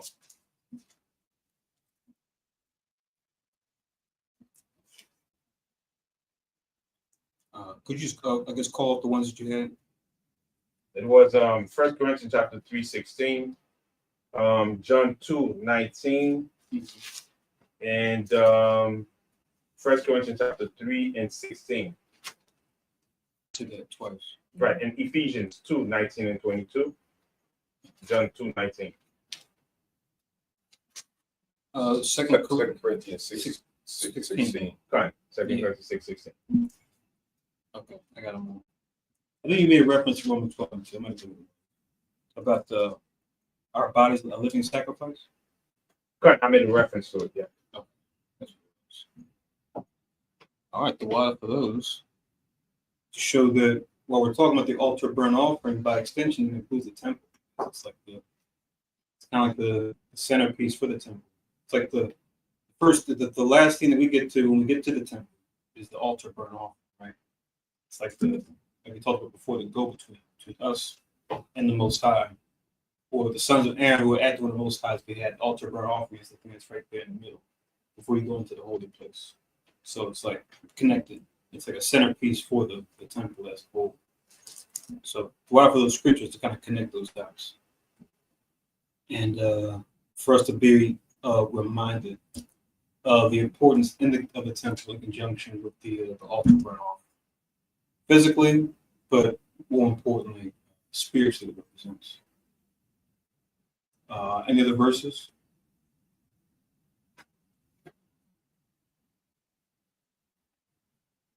Okay. It looks like. Good. All right, so with that, we'll wrap up. But like I said before, happy feast dedication. Shar Kag Kanaka Yasha Allah. For everybody that was able to join with us, not only in person, but over the live stream as well as over the teleconference. May you have safe travels during this holy day and holy season, as far as righteousness, and water too for I guess the citation we got in the chat for some of new folks that have visited us. Strengthen the ruach, to strengthen the ruach, the spirit. Okay, thank you, Dan Hodges, for your salutations as well. Okay. Guess we can do real quick is do some quick housekeeping before we do closing prayers. So our class time is every Tuesday and Friday night from 7 to 10 p.m. You can call our number at 667-770-1085, access code 521-455. This is a holy day, so it's a little more formal as far as we go through a structured lesson on a certain topic.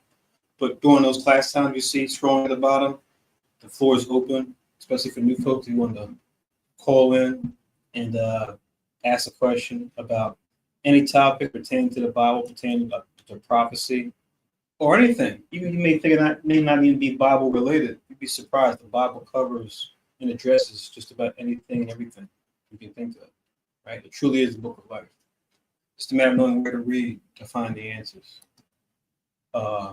Also, during those same times, if you want to join us on Zoom, we have www.profitabletalks.com, one word. That's the web Zoom link. So regardless of what device you're on, whether you're on your phone or tablet or laptop or desktop computer, right?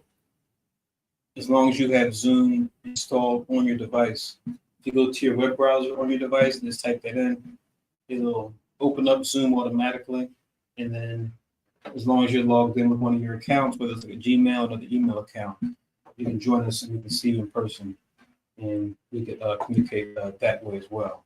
And we would commend, or we should say we would compel everybody, especially first time joining, to at least turn your cameras on so we can make sure that you're here for sincere reasons and not just coming in to troll. Some folks do, not just here, but also in the chat we have here. Sometimes folks come in and just spew nonsense. But let us know that, yeah, you are coming for the right reasons and you have, actual questions. You want to get breakdowns and not just coming into to gainsay or to see what's going on, right? We take it serious.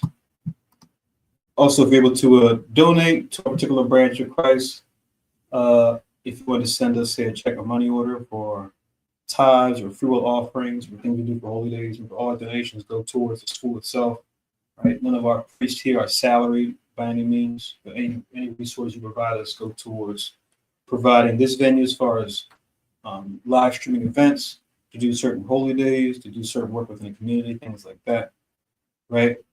You can send it to 3826B Germantown Avenue, Philadelphia, Pennsylvania, 19140, checks or money orders.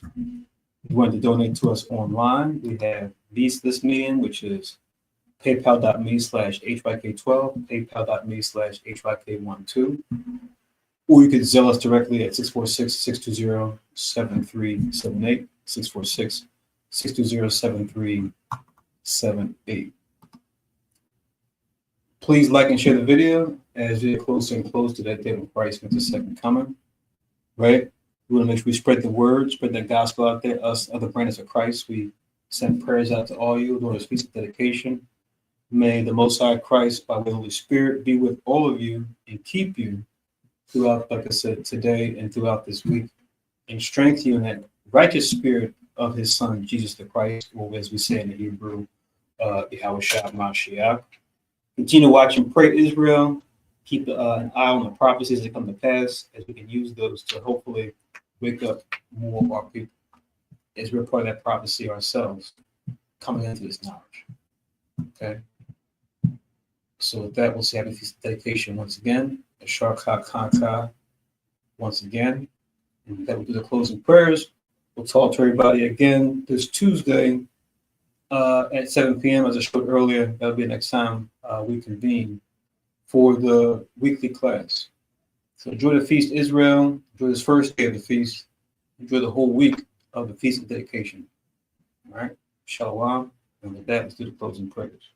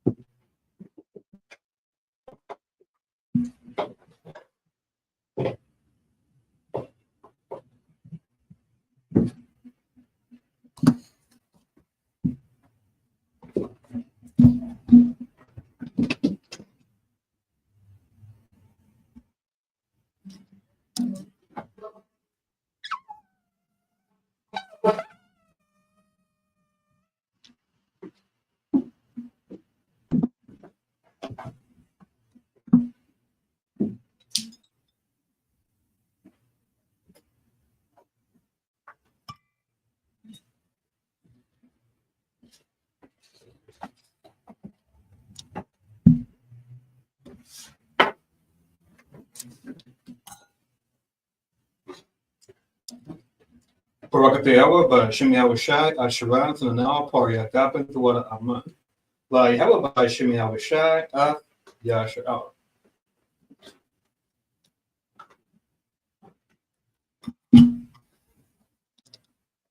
English translation.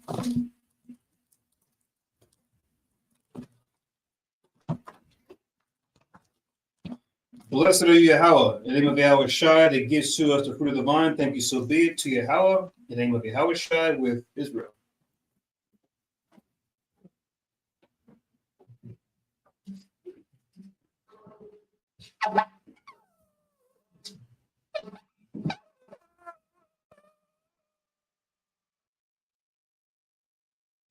About what? Plenty way Rockstone, stand and face Jerusalem.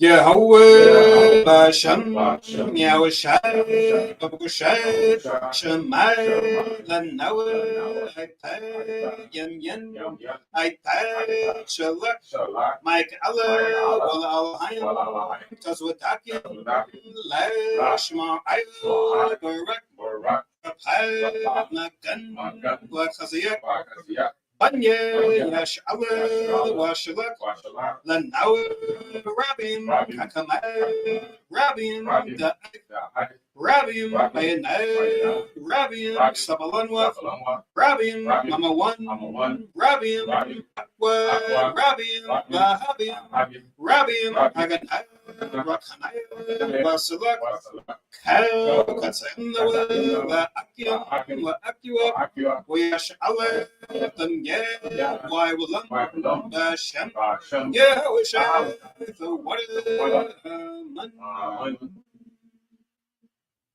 English translation.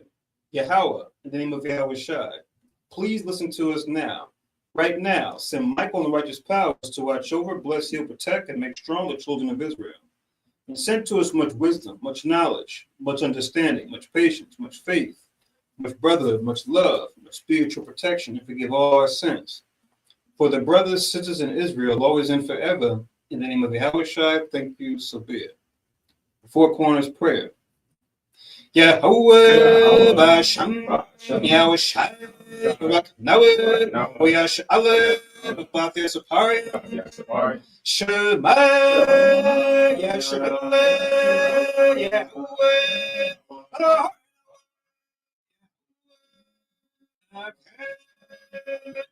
English translation.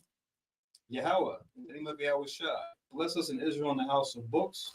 And then we said, Hear Israel, the Lord our God is one Lord. Prayer for the food.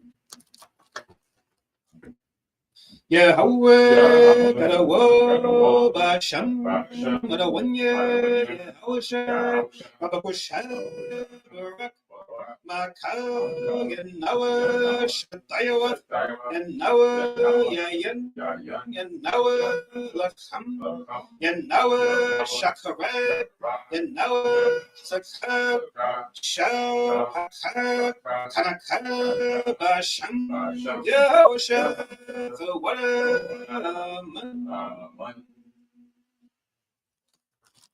Okay. So happy feast dedication, Israel. Enjoy the feast. We'll be talking to you this week. Shalom, shalom. Shalom. Shalom, everybody.